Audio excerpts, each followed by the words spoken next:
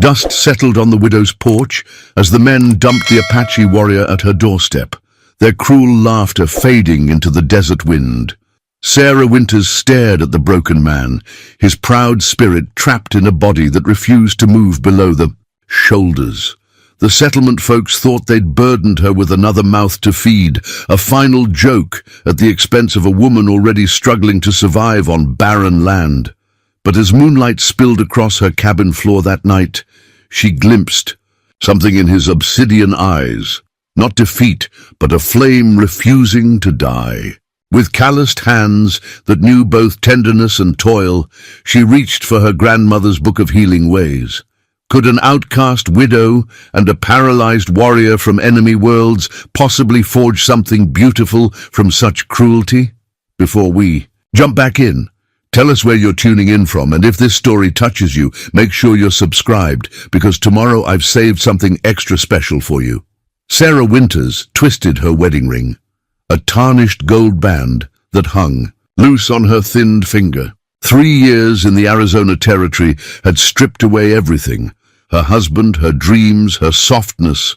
Still, she refused to remove that circle of gold, the last reminder of Thomas and the life they'd planned to build.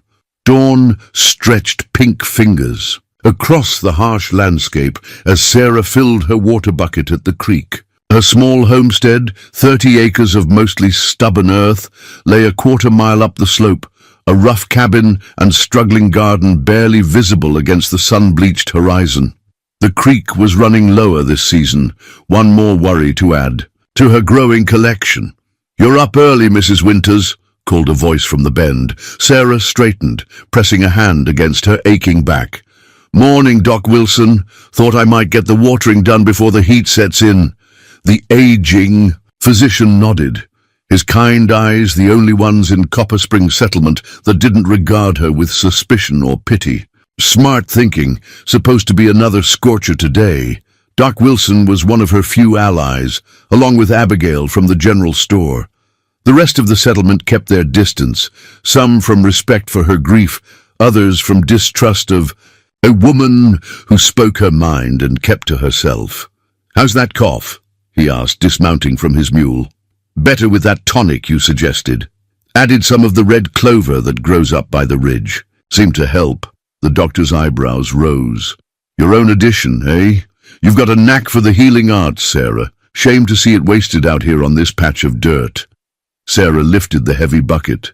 "This patch of dirt is all I have left of Thomas. He believed it would yield, given time and care. And you? What do you believe?" She looked toward her struggling homestead. "I believe in keeping promises, Doc, even the ones that break your back." Thomas had brought her west with dreams of prosperity. Land that would yield crops to sell. Enough. Money to start a family. 8 months after arriving, fever took him, leaving Sarah alone with a half-built life and neighbors who'd never quite accepted the Eastern-educated woman with her books and opinions. "Well, speaking of backs," Doc said, taking the bucket from her, "let me carry this. I'm headed your way anyhow." As they walked, he filled her in on settlement news. A new family arriving from Tennessee. Plans for expanding the church. Concerns about Apache activity to the south. Sarah listened quietly, knowing her thoughts on the latter would not be welcome. "There's a town meeting tonight," Doc mentioned casually, "about the Apache situation. Might be good for you to attend. Show your face," Sarah sighed.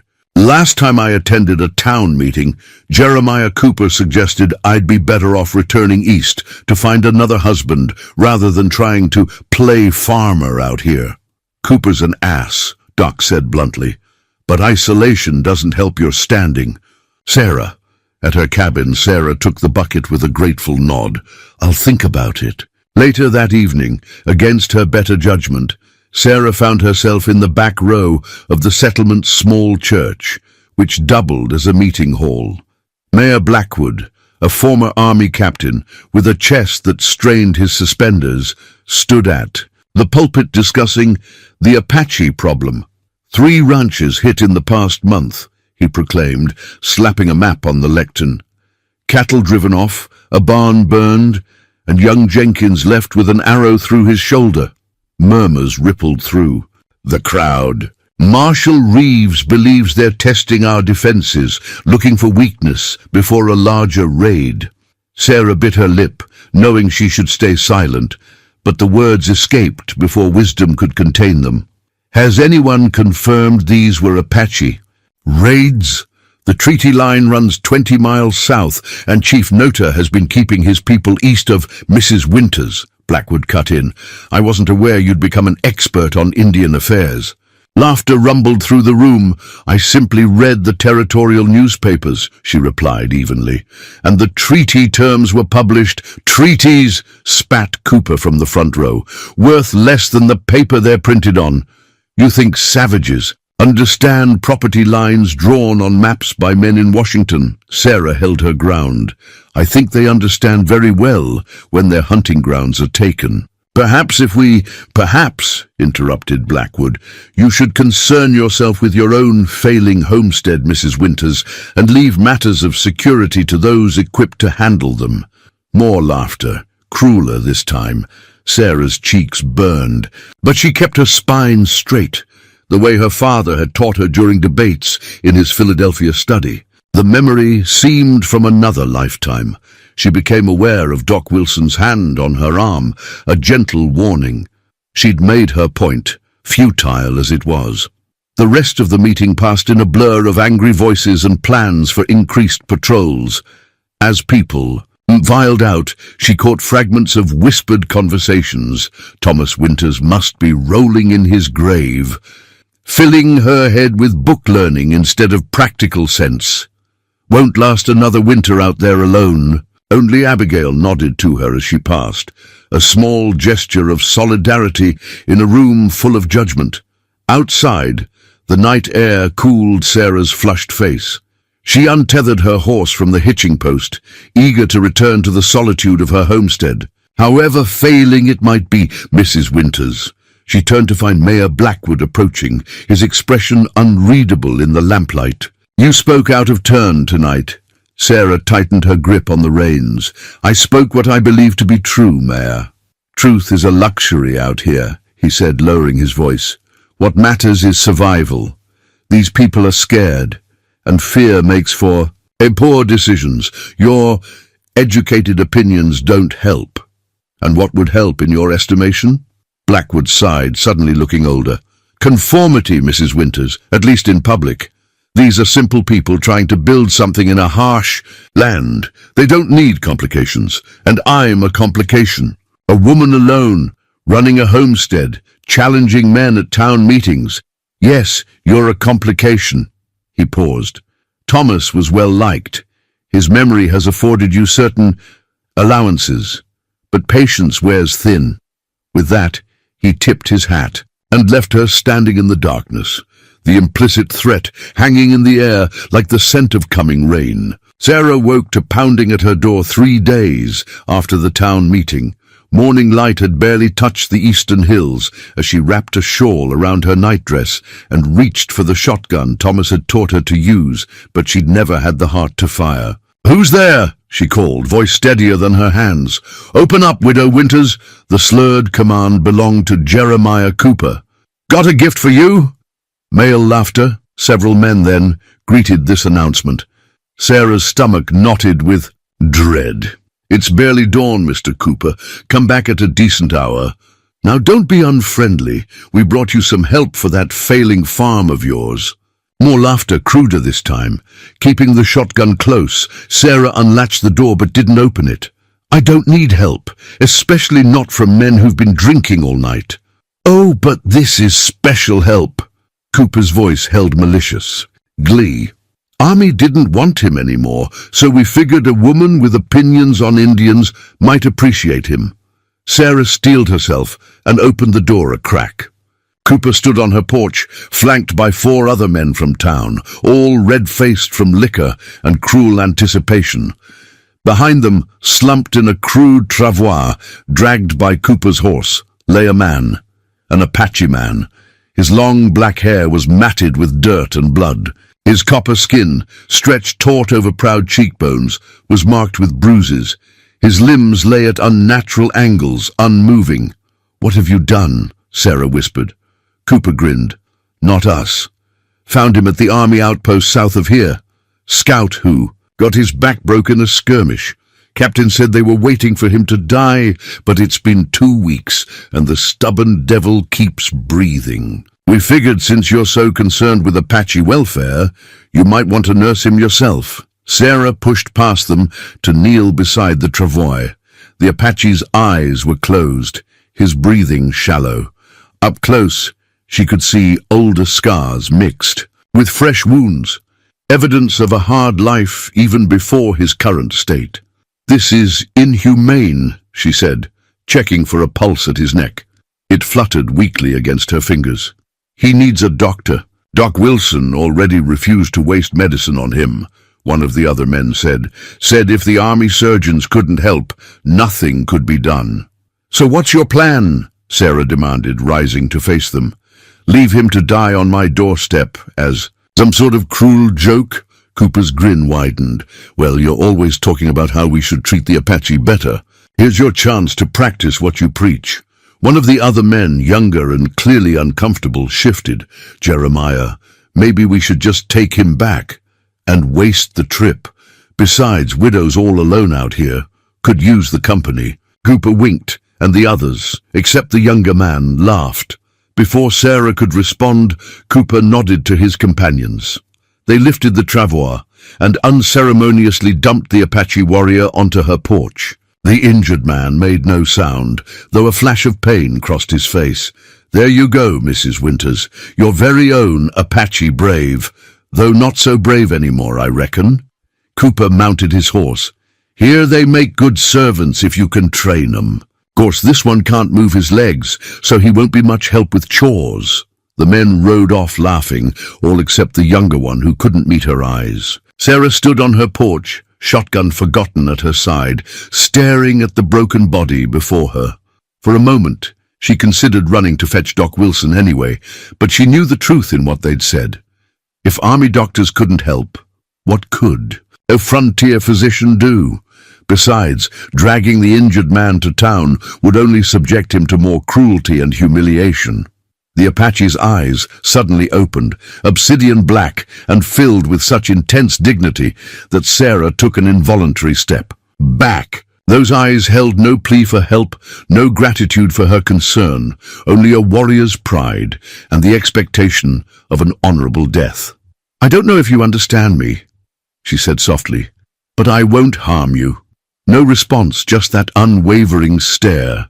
With a sigh, Sarah set down her shotgun and retrieved her grandmother's journal from its place of honor on the small bookshelf Thomas had built. The leather-bound book contained generations of healing wisdom passed down through her mother's line, remedies from the old country mixed with knowledge gleaned from encounters with indigenous peoples across the expanding frontier.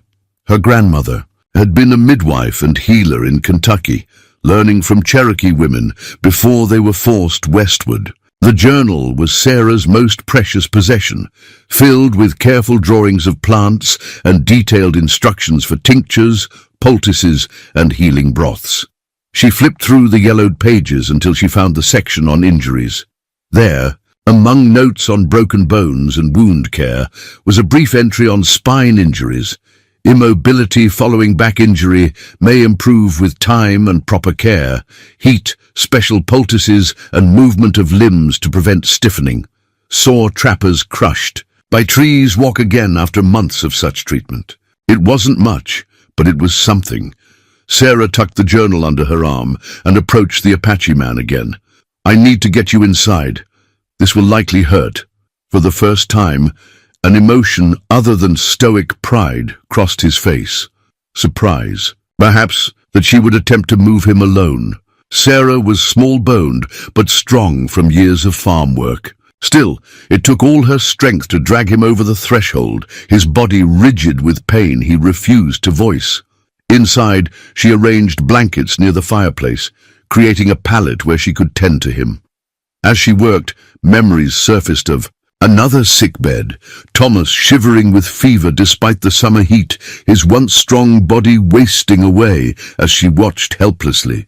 Not again, she murmured. more to herself than her unwilling guest. "I won't watch another man die under this roof if I can help it."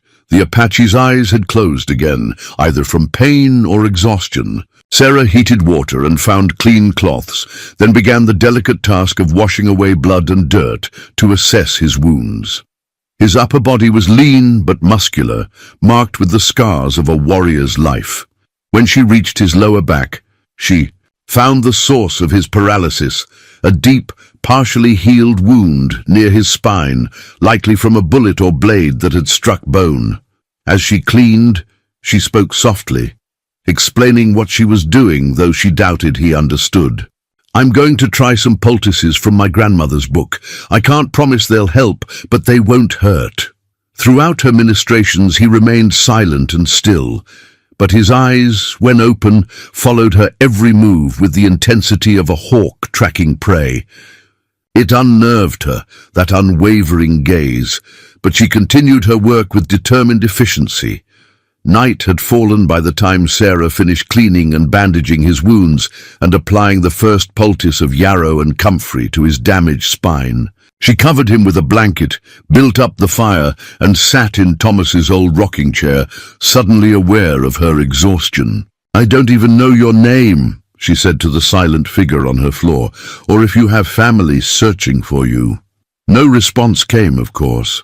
Sarah sighed and opened her grandmother's journal again, seeking any additional wisdom for the impossible task before her.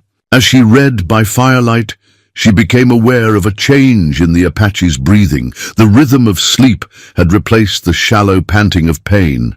A small victory, but she would take it. In the days that followed, Sarah established a routine. Each morning she changed bandages and applied fresh poultices, then positioned the Apache man to prevent bed sores, a condition her grandmother's journal warned could be deadly for those who couldn't move. She spoke constantly as she worked, partly to fill the silence and partly in hopes that some of her words might be understood. She learned he could move his arms, though weakly, and had some feeling in his shoulders and upper chest. Below that, nothing seemed to register, neither pain nor pressure nor the heat of the poultices she applied. He refused food for the first day, turning his head away from the broth she offered. By the second day, pragmatism apparently overcame pride, and he allowed her to feed him, though his eyes burned with humiliation at each spoonful he accepted. Sarah tried to offer dignity where she could, devising a system of ropes and pulleys that allowed him to signal when he needed the chamber pot she'd placed within his reach. Such intimate care for a stranger, a male stranger from a culture her neighbors feared and hated, should have been uncomfortable, but Sarah approached it with the same practical efficiency she'd applied to farming and survival. On the fourth day, she attempted communication beyond one-sided chatter. "I need to call you something," she said as she changed his bandages. "I'm Sarah Winters." She touched her chest, then gestured to him with a questioning look. For a long moment, she thought he would maintain his silence. Then in a voice rough from disuse, "Takoda." The single word seemed to cost him great effort, but Sarah couldn't contain her smile. "Takoda," she repeated, likely mispronouncing it. "Does that have a meaning?" He studied her face, perhaps assessing whether her interest was genuine or merely another form of settler curiosity about savages. Finally he spoke again. "Friend to all." The irony hung in the air between them. This warrior with "friend to all" as his name, lying paralyzed in an enemy's home, brought there as a cruel joke. Sarah didn't comment on it, simply nodding. "Thank you for telling me, Takoda. I'll try to be worthy of that meaning." Something shifted in his obsidian gaze. Not trust, not yet, but perhaps a willingness to consider that this white woman might be different from those who had treated him as less than human. It was a beginning. 1 week after Takoda's arrival, Sarah found him fingering a small leather pouch that hung around his neck. She'd noticed it during her ministrations, but had respected it as personal, something the men who'd brought him hadn't thought to steal. Now, as morning light filtered through the cabin's single window, she saw him open it, with weakened but deliberate fingers. "Is that important to you?" she asked, setting down the basin of water she'd brought for his morning washing. Dakota's eyes flicked to her, then back to the pouch. From it, he withdrew a small eagle feather, a polished stone, and what appeared to be a dried herb bundle. His expression as he gazed at these items was the most vulnerable she'd seen. A man reconnecting with his identity. "Medicine," he said, simply touching the herb bundle. Sarah moved closer, curious but careful not to intrude. "For healing?" Dakota nodded. "Spirit medicine." He touched the feather and stone. "Protection, strength." His English was broken but effective, learned during his time as a scout. "May I?" Sarah gestured to the herb bundle. Her healer's curiosity piqued. After a moment's hesitation, Dakota held it out. Sarah examined it without touching. A mix of sage, what might be cedar, and other plants she didn't recognize, bound with sinew. "I have medicines too," she said, retrieving her grandmother's journal. "Different, but perhaps we could learn from each other." Something flickered in Dakota's eyes. Interest, perhaps. Sarah took it as encouragement. "The poultice I've been using," she explained, showing him a page with a detailed drawing of yarrow. "My grandmother learned it from Cherokee healers before they were pushed west." "You learn from the people." Surprise colored his voice. "My grandmother did. She believed wisdom could be found everywhere if one was humble enough to look." Sarah smiled faintly. "Not a common view among settlers, I admit." Dakota studied her face, seeming to reassess his unwilling caretaker. Finally, he carefully returned his sacred items to the medicine pouch and secured it around his neck. "Your husband," he said unexpectedly. "Where?" The blunt question caught Sarah off guard. "Thomas is buried on the ridge," she answered, gesturing. "Eastward. Fever took him 3 years ago." Dakota nodded slowly. "Why stay? Land is poor." It was the most he'd spoken at once, and Sarah took a moment before answering. "It was our dream.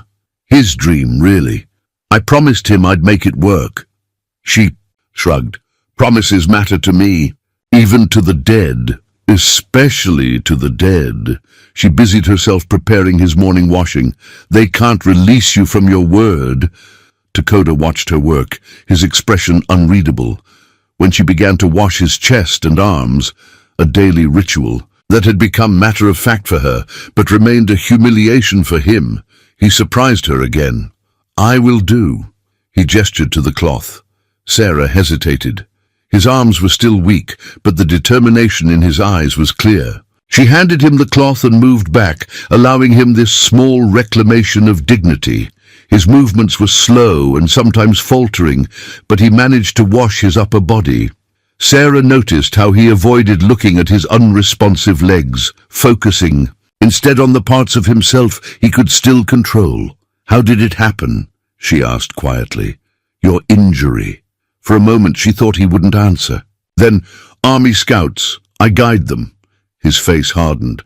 "Ambush, not Apache, renegades from many tribes. Shot here." He touched the back of his neck. "Woke up in army camp. No feeling, no walking. And they just gave up on you." Dakota's laugh held no humor. "Broken scout, no use." He met her eyes directly. "Like broken widow, no use." The parallel struck Sarah like a physical blow. Is that how he saw her? How everyone saw her? A broken thing, clinging to a failing dream out of stubborn pride. "I'm not broken," she said more sharply than intended. "No." His gaze traveled around the small cabin, the patched roof, the meager provisions, the single chair. "This life breaks you slowly. No one to see." Sarah took the cloth from him with more force than necessary. "You don't know me, Dakota, or what I'm capable of." A ghost of a smile touched his lips. "Show me, then." The challenge hung between them, unexpected and strangely invigorating. Before Sarah could respond, a knock at the door startled them both. "Mrs. Winters, it's Doc Wilson." Sarah smoothed her apron and hair before opening the door. The elderly physician stood on her porch, medical bag in hand, expression grim. "May I come in?" Sarah stepped back, allowing him entry. Doc Wilson removed his hat, then stopped short at the sight of Dakota, now propped against the wall, watching the newcomer. With wary eyes. "So it's true," the doctor said quietly. "Cooper wasn't just running his mouth at the saloon." "Were you hoping it wasn't?" Sarah asked. Doc Wilson sighed. "I was hoping they'd exaggerated. Mind if I examine him?" "That depends." Sarah crossed her arms. "Are you here as a doctor or as the settlement's conscience?" "Both, likely." He set his bag down.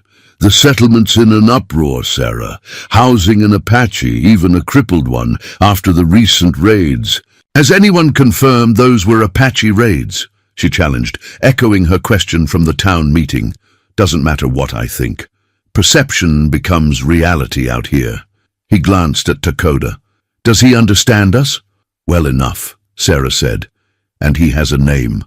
Dakota." Doc Wilson approached slowly, hands visible in a gesture of peace. "I'd like to examine you, Dakota." "May I?" Dakota's eyes flicked to Sarah, then back to the doctor. He gave a single nod. The examination was thorough, but respectful. Doc Wilson tested reflexes, checked the healing wound at Dakota's spine, and assessed the movement and sensation in his limbs. Throughout, he maintained a professional demeanor, speaking directly to Dakota rather than about him to Sarah. "The spinal cord is damaged," he finally concluded, packing away his instruments. "But not completely severed, or he'd have no upper body function at all. The army surgeons were correct that medicine can't repair such damage." Sarah's heart sank, though she'd expected as much. "So, there's no hope?" "I didn't say that." Doc Wilson scratched his beard thoughtfully.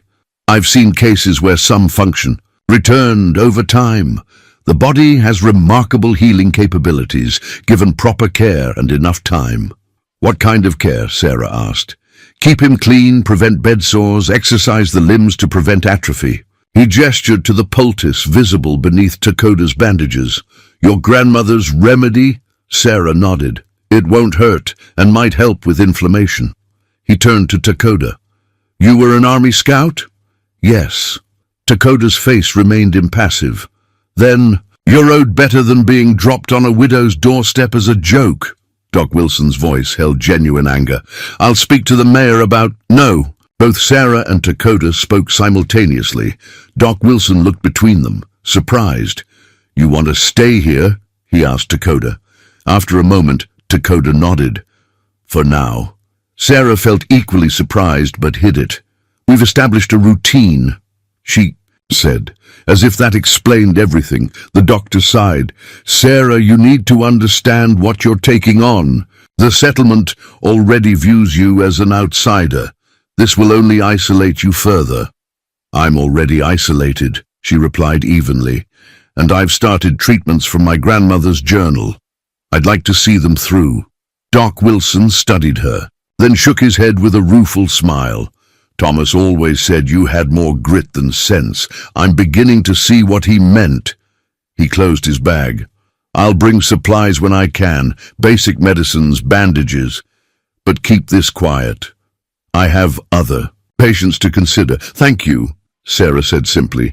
At the door, Doc Wilson turned back. "The yucca that grows on the western slope. The roots make a poultice that might help with nerve pain. My wife learned it from a Mexican curandera years back." He nodded to Dakota. "Good luck to you both. You'll need it." After he left, silence filled the cabin. Sarah busied herself with preparing the midday meal, aware of Dakota watching her. "Why?"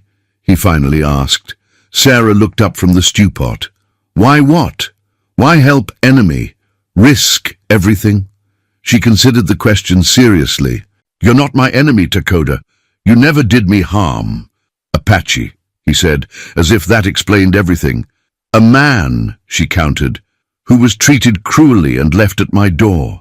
That's all I need to know." Dakota's eyes narrowed. "Not all.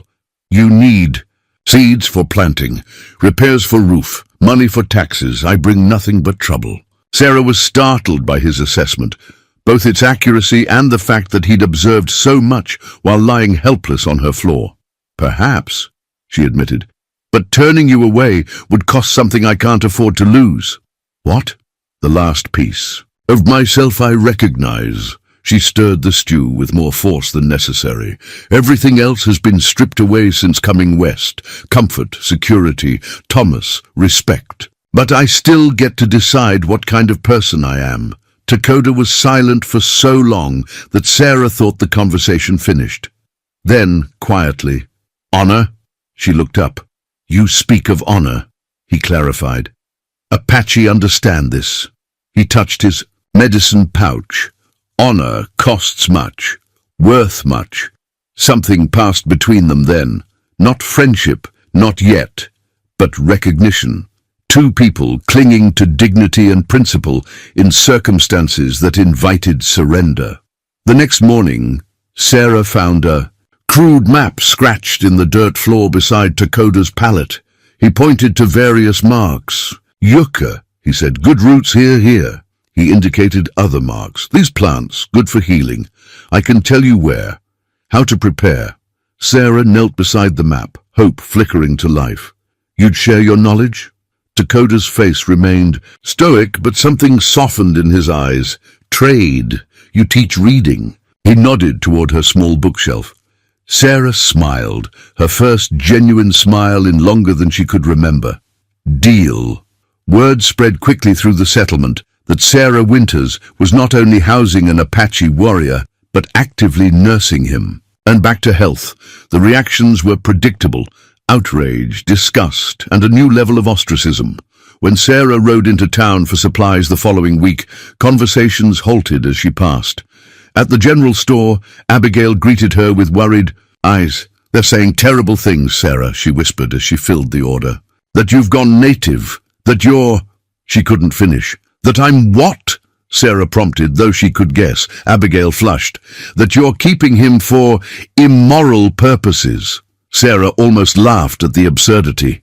"He can't move, Abigail. He's a patient, not a—" She shook her head.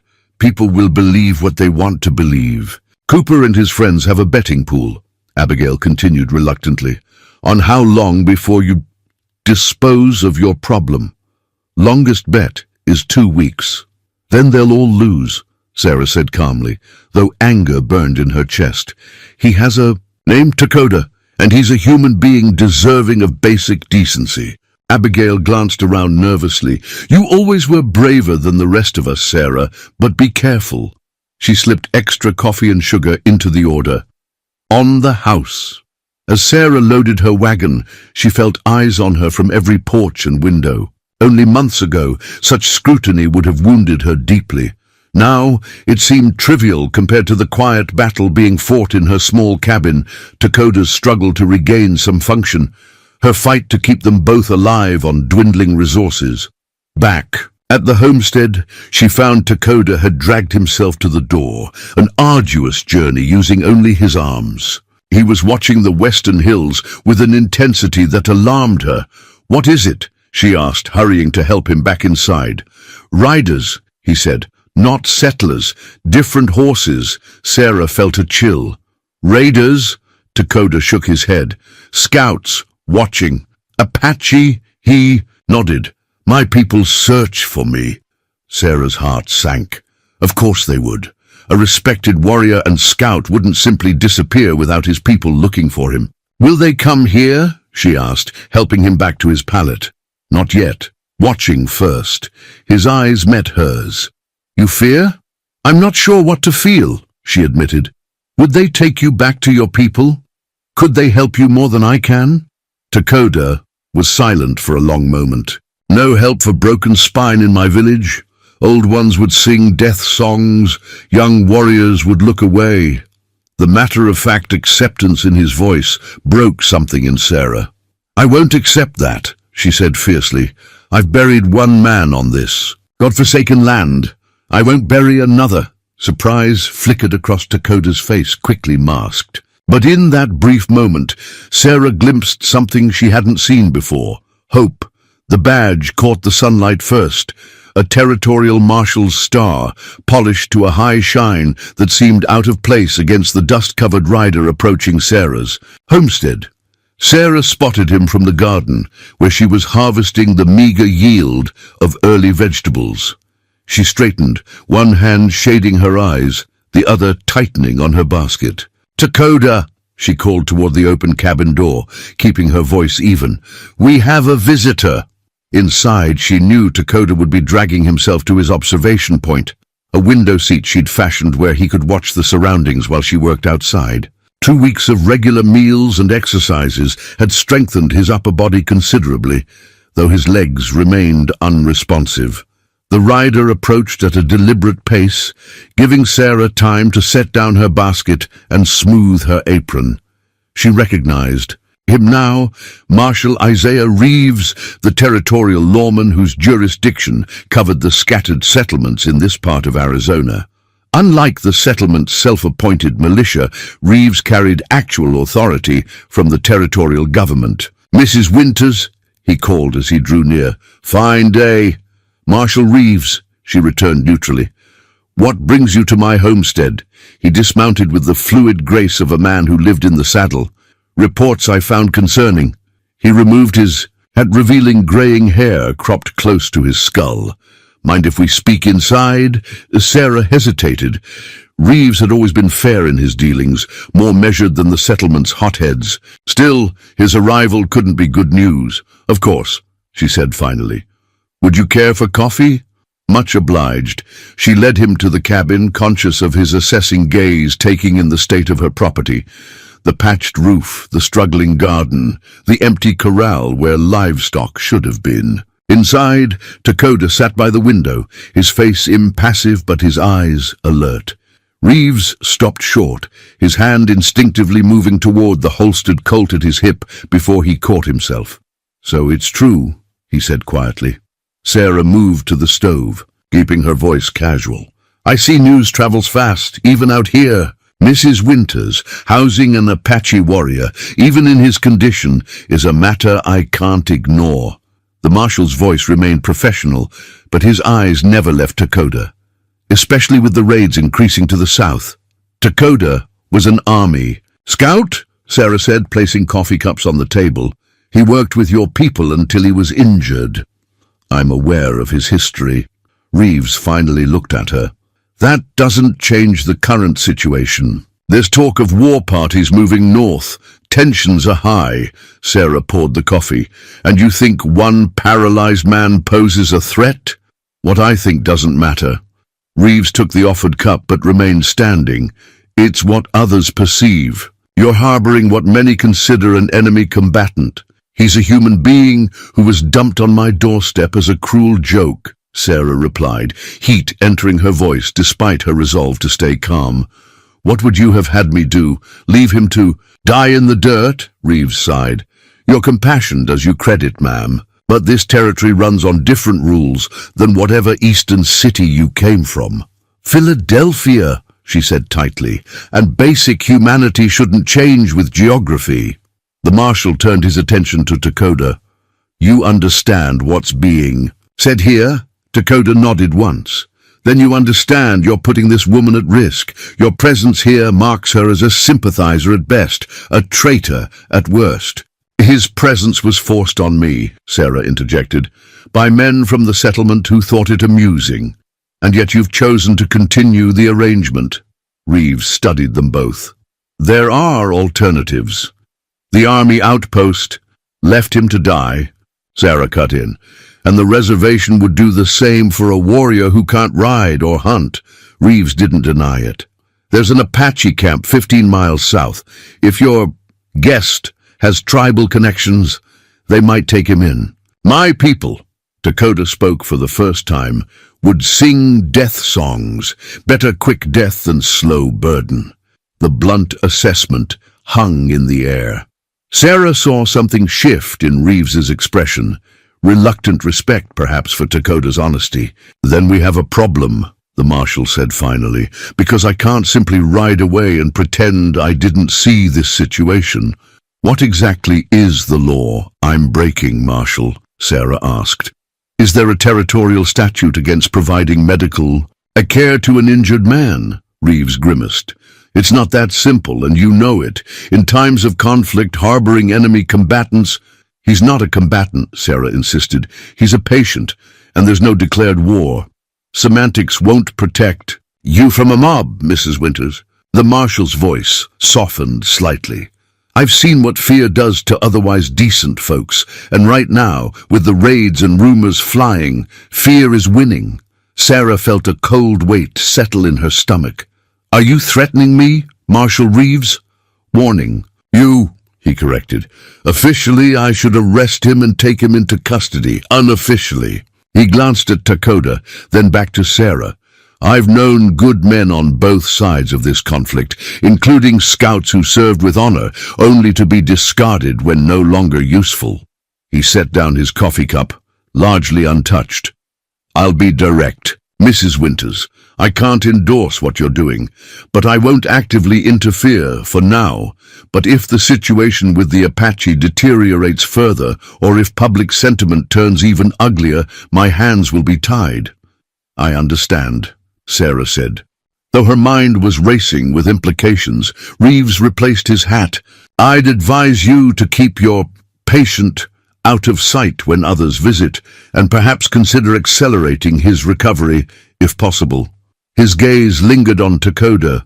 This territory isn't kind to those caught between worlds. At the door, the Marshal paused. 1 month, Mrs. Winters. That's how long I can reasonably delay any official action. After that, he touched the badge on his chest. This demands certain obligations.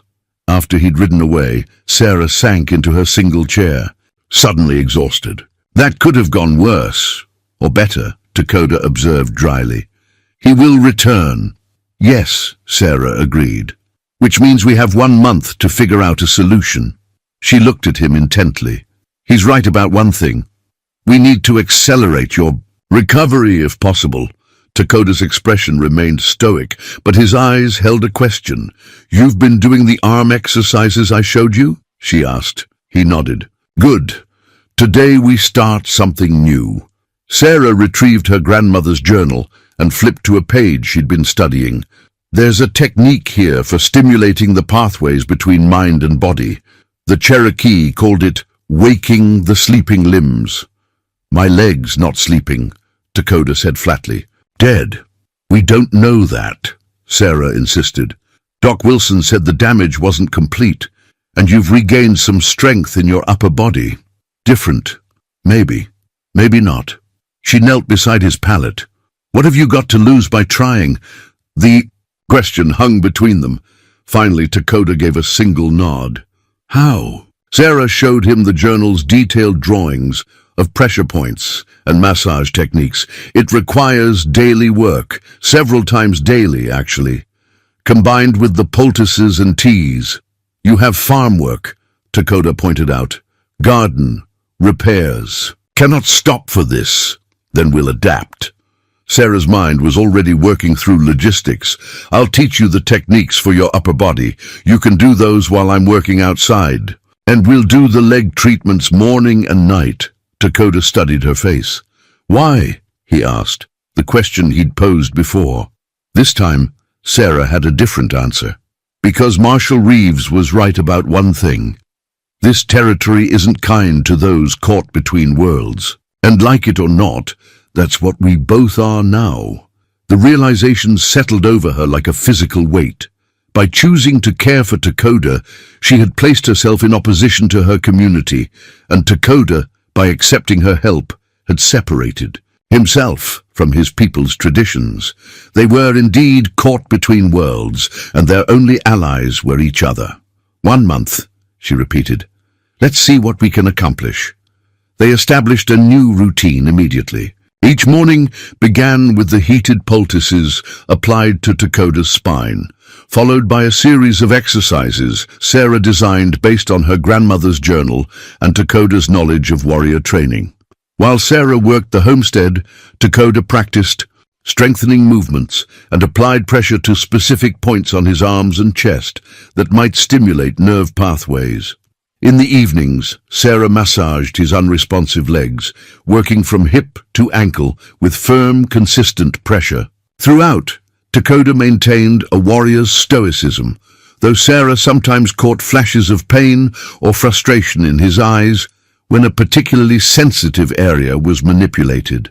As the first week passed with no visible improvement in his lower body, Sarah added another element to their regimen: knowledge exchange. During the leg treatments, Takoda taught her Apache words, building on the few she'd learned from a passing trader years before. In return, she began teaching him to read from her small collection of books. "Why this important?" Takoda asked during one session, struggling with the English letters she'd written on a slate. "Reading opens worlds," Sarah replied. "Knowledge is power, especially for those without other advantages." Takoda considered this. "In my tribe, memory is power. Old ones remember stories, songs, medicine ways. No need for marks on paper. Different kinds of power," Sarah acknowledged. "But in the white man's world, those who can't read are at the mercy of those who can." "I not live in white man's world," Takoda said, though something in his tone suggested he recognized the half-truth in his words. His current existence was certainly not within the Apache world. "Consider it a weapon, then," Sarah suggested. "One they don't expect you to possess." This perspective appealed to the warrior in him. He applied himself to the lessons with renewed determination, his quick intelligence making up for his lack of familiarity with written language. On the 10th day, after the marshal's visit, Sarah returned from town with troubling news. She'd overheard conversations at the general store about increased Apache activity. Warriors observed closer to the settlement than ever before. "They're watching the homestead," she told Takoda that evening as she worked on his legs. "Your people, Abigail overheard Cooper and his friends talking about tracks found near our eastern boundary." Takoda didn't seem surprised. "They know I'm here. Will they try to take you back?" He shook his head. "Not their way. Warrior chooses his path." He met her eyes. "I choose this path now, learning to be strong again." The simple declaration touched Sarah deeply. She continued the massage, working a particularly tight muscle in his thigh. "I felt that," Takoda said suddenly. Sarah's hands stilled. "What?" "Pressure. Dull, but there." He stared at his leg in disbelief. Hope surged through Sarah. "Can you feel this?" She pressed firmly on his knee. Takoda concentrated. "No, only higher." He indicated the area she'd been massaging. It wasn't much, just the faintest return of sensation in one small area. But it was something, the first concrete sign that their efforts might not be in vain. "This is good," Sarah said, trying to contain her excitement. "Very good. It means the pathways aren't completely severed." Takoda's expression remained guarded, but a new light entered his eyes, the dangerous spark of hope.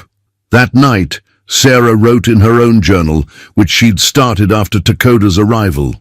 "Today, feeling returned to a small area of his upper thigh. After all our work, this tiny victory feels enormous. Marshal Reeves gave us 1 month. We have 20 days remaining. Is it possible? Can he regain enough function to satisfy whatever unnamed standard the law requires? And if not, what then? I find myself more invested in his recovery than I can explain rationally. Perhaps because helping him gives purpose to days that had become mere survival, or perhaps because in his determined eyes I see a reflection of my own stubborn refusal to surrender to circumstances. Whatever comes, I've made my choice. As Takoda said, a warrior chooses his path. I am no warrior, but I too have chosen. Heaven help us both. The yucca root felt rough against Sarah's palms as she ground it into pulp for the day's poultice. Dawn had barely broken, painting her small cabin in soft golden light. Beside her, Takoda sat propped against the wall, crushing herbs with a stone mortar she'd found in the storage shed. "These must be very fine," he instructed, demonstrating the circular grinding motion. "Medicine enters through skin better," Sarah nodded, mimicking his technique. They had fallen into this rhythm over the past 2 weeks, rising before dawn to prepare the day's treatments, working side by side in a silence that had grown comfortable. The yucca poultices had been Dakota's suggestion, building on Doc Wilson's. Mention of the plant, mixed with other desert herbs that Dakota identified and Sarah gathered, they created a remedy more potent than either tradition could produce alone. "Your grandmother's book," Dakota said, nodding toward the journal open. "Beside them, speaks of fever medicine similar to my people's. Same plants, different ways.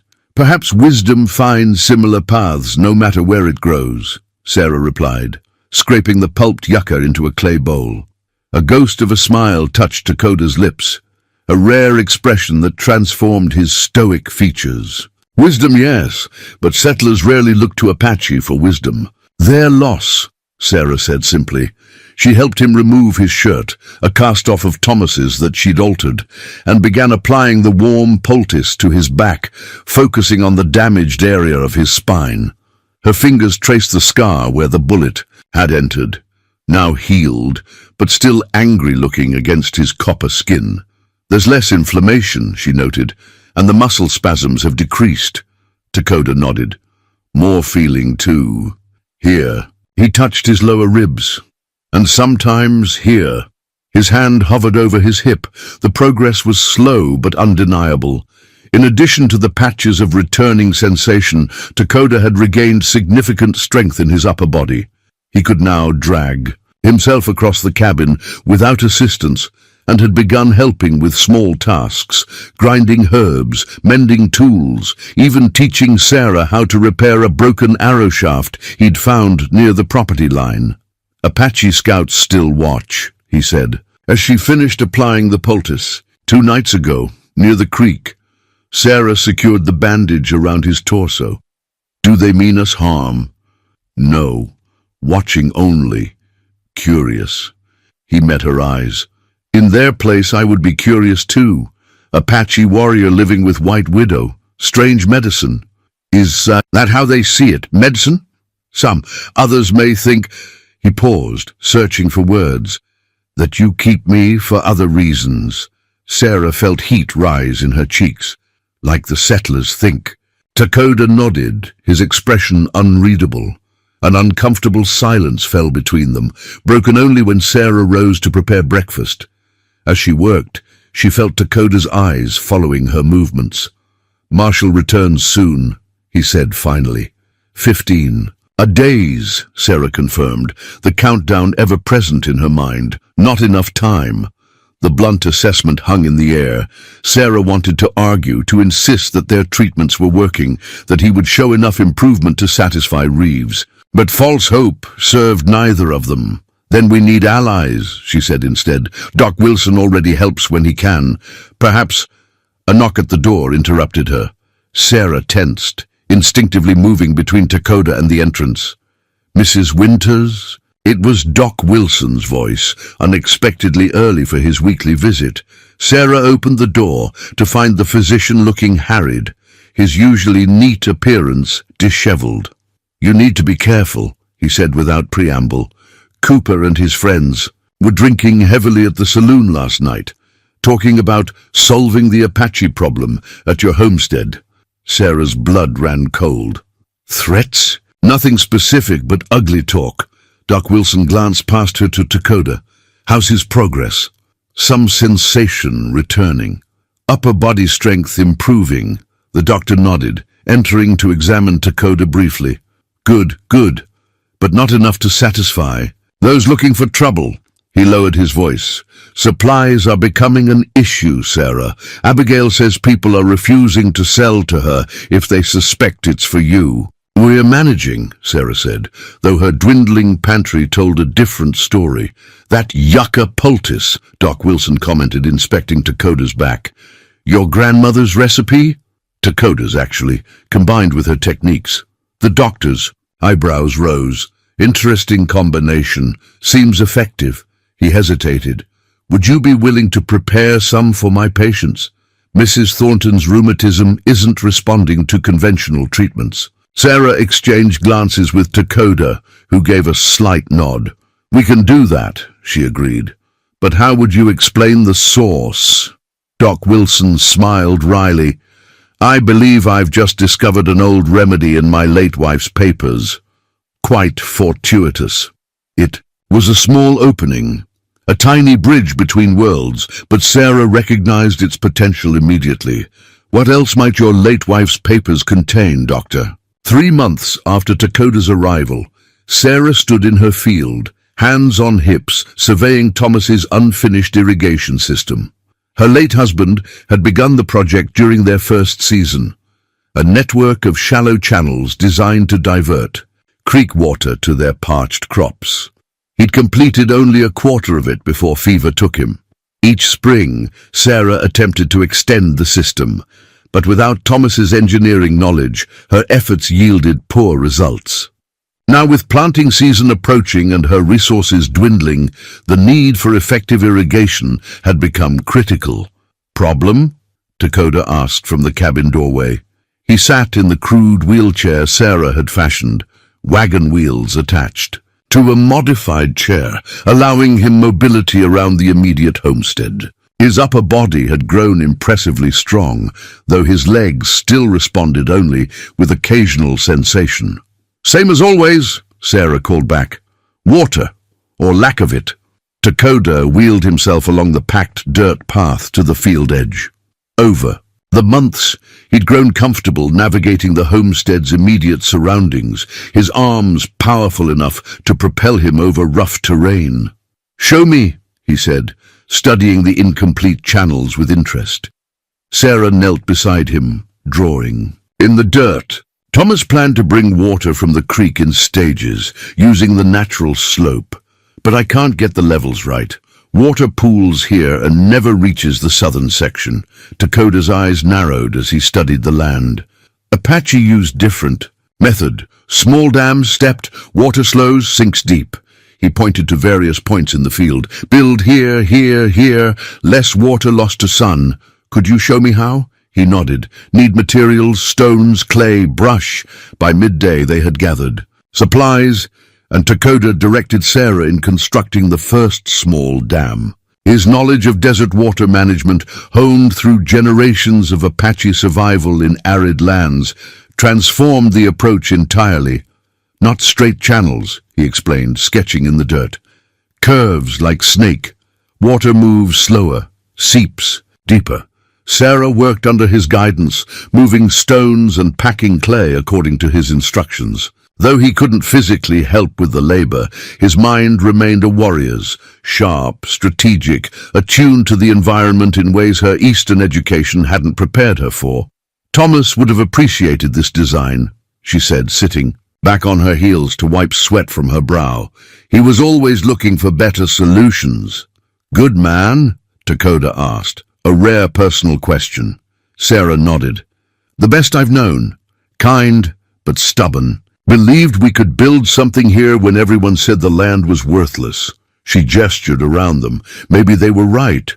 Land speaks differently to different ears, Dakota said. Apache hear one story, settlers another. And what story does it tell you? He considered the question seriously, that life hides beneath hardness, that patience reveals what haste cannot see. His eyes met hers. Your husband heard this too, perhaps. The insight struck Sarah deeply. Thomas had indeed spoken of the land's potential, asking for patience when early crops failed. The parallel between her late husband's vision and Dakota's Apache wisdom was unexpected, but somehow fitting. Their work was interrupted by the approach of riders. 3 men on horseback, moving deliberately toward the homestead from the east. Sarah tensed, recognizing the lead rider's distinctive red beard. Cooper, she muttered, standing quickly. And his friends. Dakota's expression hardened. Go inside, bring rifle. I won't leave you out here alone. Not suggestion, he said firmly. Strategy. You inside, armed. Me here, visible. They see Apache man cannot stand. Feel brave, safe, make mistakes. The tactical thinking of a warrior, Sarah realized. She squeezed his shoulder and hurried to the cabin, retrieving Thomas's old rifle from above the door. She'd never fired it at a person, had prayed she'd never need to. Now she checked the ammunition with hands that remained surprisingly steady. Through the window, she watched Cooper and his companions stop several yards from Takoda, who sat impassively in his wheelchair. She couldn't hear their words, but Cooper's mocking gestures and his companions' laughter told the story clearly enough. Takoda remained still, his posture betraying nothing of the powerful mind and strengthening body beneath his seemingly broken exterior. He was playing a role, Sarah realized, the defeated warrior, the cripple, the object of their derision, letting them believe what they needed to believe. She positioned herself in the doorway, rifle visible but not aimed. "State your business, Mr. Cooper," she called, her voice carrying across the yard. Cooper turned, exaggerated surprise on his florid face. "Why, Mrs. Winters, we just came to check on your house guest, making sure he's not too much of a burden." "Your concern is noted. Anything else?" The men exchanged glances, their bravado slightly diminished by her calm demeanor and the rifle in her hands. "Town's concerned about Apache scouts seen near here," Cooper said, his tone hardening. "Wondering if your pet savage might be signaling them." "Mr. Takoda was an army scout before his injury," Sarah replied evenly. "If anyone understands the importance of settlement security, it's him." Cooper spat on the ground. "Mr. Takoda," he mimicked. "Listen to yourself, woman. You're harboring an enemy." "I'm caring for an injured man, as any Christian should." Sarah stepped forward. "Now, unless you have actual business here, I'll thank you to leave my property." The eagle feather lay across Takoda's palm, its black and white pattern catching the morning light that filtered through the cabin window. Sarah watched as the elderly Apache man, introduced only as Maka, Earth, spoke softly in their native tongue, placing the feather in Takoda's medicine pouch. This was the third visit from members of Takoda's tribe, a development that had begun cautiously a month ago with two young warriors observing from a distance, then approaching with measured diplomacy. Now a small delegation arrived monthly, bringing supplies, tribal medicine, and news. Sarah kept her distance during these visits, respecting the private exchanges while remaining visible enough to demonstrate her non-threatening presence. She had learned to read the subtle signs of tribal hierarchy, the deference shown to Maka, the warrior's protective stance, the careful way they included Takoda in conversations despite his condition. After the visitors departed, Takoda held up the eagle feather. "Great honor," Takoda nodded. "He is medicine man, teacher from my youth. Says I walk between worlds now." A rare smile touched his lips. "Like you." The comparison startled her, though its truth was undeniable. Sarah's relationship with the settlement had deteriorated further since Cooper's visit. Only Doc Wilson and Abigail maintained regular contact, the latter bringing increasingly worrying news. "Tax collector comes next week," Sarah said, changing the subject to more immediate concerns. "I don't have enough." Their financial situation had grown dire, with planting season upon them and most of her resources directed toward Takoda's care and recovery. Sarah faced the very real possibility of losing the homestead. Takoda studied her face. "How much needed?" $10. Might as well be 100. She sighed, sinking into her chair. "I've sold everything of value except Thomas's watch and my books." Takoda was silent for a long moment, then wheeled himself to the small workbench they'd set up near the window. From beneath it he retrieved a bundle wrapped in deerskin. "Medicine," he said, unwrapping the package to reveal dozens of small pouches filled with herbs and roots. "Like what we make for Doc Wilson's patients, but Apache ways, for pain, fever, wound healing." Sarah stared at the collection. "You've been making these?" "When?" "While you sleep," he said simply. "Hands need work. Mine too." The implications were immediate and clear. "You think Doc Wilson could sell these? Or trade?" "Many settlers respect Indian medicine, even if they fear Indian people." He indicated a particular pouch. This bark stops fever better than white man's pills. This root," he pointed to another, "draws poison from snake bite." Hope flickered to life in Sarah's chest. A business partnership. They approached Doc Wilson that afternoon, bringing samples of their remedies. The physician examined each preparation with professional interest, asking detailed questions about ingredients and applications. "Remarkable," he murmured, testing a salve between his fingers. "The settlements had 3 cases of infected wounds this month alone. This could help where my conventional treatments have failed." "And the financial arrangement?" Sarah asked. Cautiously, Doc Wilson understood immediately. "I propose a fair exchange. I'll provide these remedies to my patients for a fee, taking a portion for my services and passing the remainder to you." He glanced at Dakota. "To both of you. By week's end, they had their first proceeds. $8 from the sale of various remedies to grateful patients who asked no questions about their origin. Combined with Sarah's last reserves and a small loan from Abigail, it was enough to satisfy the tax collector. As Sarah counted out the coins on her table, a strange feeling overcame her, not quite prosperity but possibility. For the first time since Thomas's death, she had glimpsed a path forward that didn't end in failure and loss. "Partnership works," Dakota observed, watching her face. "Yes," she agreed softly. "It does." That evening, as Sarah conducted Dakota's physical therapy, now an established ritual of massage and movement, she noticed increased resistance when manipulating his right leg. "Are you tensing deliberately?" she asked, feeling the muscle tighten beneath her hands. Dakota's eyes widened slightly. "No." Then, with cautious hope, "Again?" Sarah pressed against the resistance, and unmistakably his leg pushed back, just a flutter of movement, but intentional. "Dakota," she whispered, her voice catching, "you moved it." His face, usually so controlled, revealed naked emotion, disbelief, hope, determination. He concentrated fiercely, and the leg twitched again, the movement minimal, but undeniable. Sarah laughed aloud, tears springing to her eyes. Without thinking, she clasped his hand in both of hers.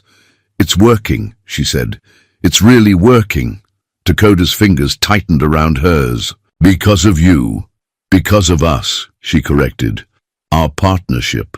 Something shifted between them in that moment. A boundary crossed, though neither acknowledged it directly. Sarah released his hand and resumed the therapy with renewed purpose, while Dakota's eyes held a warmth that hadn't been there before. Outside, the desert sky blazed with sunset colors, painting their small cabin in hues of promise. The new wheelchair gleamed in the afternoon sun, its polished oak frame and well-oiled wagon wheels a testament to craftsmanship far beyond Sarah's first crude attempt. She watched nervously as Dakota examined every joint and fitting with careful fingers. "Too much money," he said, though his eyes betrayed his appreciation for the chair's quality. "A necessary investment," Sarah countered. "The old one was falling apart, and you need better mobility if we're expanding the medicine business." Their enterprise had grown steadily over the past month. What began as occasional remedies for Doc Wilson's patients had evolved into a modest but reliable income. Word had spread beyond Copper Springs to neighboring settlements, bringing requests for their unique preparations that combined Apache wisdom with settler herbalism. Dakota tested the wheelchair's movement, the larger wheels, and improved balance, allowing him to navigate the packed dirt around the cabin with greater ease. His arms, now corded with muscle from months of self-propulsion, moved the chair in smooth, controlled motions. "Good work," he conceded. "Who built?" "Mr. Jensen, the settlement carpenter." Sarah smiled wryly. "I may be ostracized socially, but apparently my money spends the same as anyone else's." Dakota nodded, understanding the complex dynamics at play. While most settlers still regarded their arrangement with suspicion or outright hostility, economic pragmatism had begun to soften. Some attitudes, The carpenter had been gruff but professional, asking no questions while accepting payment for his skilled labor. "We go to town today?" Dakota asked, referencing their planned delivery of medicines to Doc Wilson. Sarah hesitated. Until now, she had made all town visits alone, leaving Dakota at the homestead. Bringing him into Copper Springs would provoke reactions, none of them predictable, few of them kind. "Are you sure?" she asked. "It won't be pleasant." Dakota's expression hardened with determination. "Cannot hide forever. Your people must see me as man, not enemy." He patted the chair. "Good time to test new wheels." The journey to town was slow but uneventful, the improved wheelchair handling the rutted road better than expected. Sarah walked beside Dakota, occasionally helping navigate difficult stretches, but mostly allowing him the dignity of independent movement. His strength continued to impress her, not just physical endurance, but the deeper strength of character that refused to be diminished by disability or prejudice. As they approached the settlement's outskirts, Sarah felt eyes turning toward them. Conversations halted mid-sentence. A woman hurried her children indoors. Two men near the livery stable reached instinctively for rifles before recognizing Sarah and standing down, though their expressions remained hostile. "Breathe," Dakota murmured, noticing her tension. "Walk tall." Sarah straightened her spine and continued forward, focusing on Doc Wilson's office at the far end of the main street. With each step, she felt the weight of stares, some curious, others fearful, a few openly contemptuous. She'd experienced isolation before, but never this acute sense of being a spectacle. Halfway there, Jeremiah Cooper stepped into their path, thumbs hooked in his belt loops. Well, Mrs. Winters bringing her pet savage to town. Ain't that something, boys?" Several men chuckled nervously behind him. Sarah opened her mouth to respond, but Dakota spoke first. "Good day, Mr. Cooper," he said clearly, his English deliberate but precise after months of Sarah's tutoring. "Fine weather for planting." The ordinary greeting, delivered with dignity from a man they'd expected to remain silent, visibly startled Cooper and his companions. Before they could recover, a new voice entered the confrontation. "Mrs. Winters, Mr. Dakota," Abigail called, hurrying from her store. "I have your order ready. Won't you come in?" The storekeeper's public acknowledgement of Dakota, not as the Apache or the Indian, but as Mr. Dakota, created a subtle shift in the tableau. Not acceptance, but disruption of the expected narrative. Cooper spat on the ground. "Careful, Abigail. Association with Indians and their sympathizers could be bad for business." "Funny," Abigail replied evenly. "My ledger shows otherwise. Quality medicine sells itself, regardless of its makers." She gestured toward her store. "This way, please." As they followed Abigail, leaving Cooper fuming, Sarah felt a small victory in the exchange. Not a battle won, but a position established. Inside the store, Abigail spoke quickly.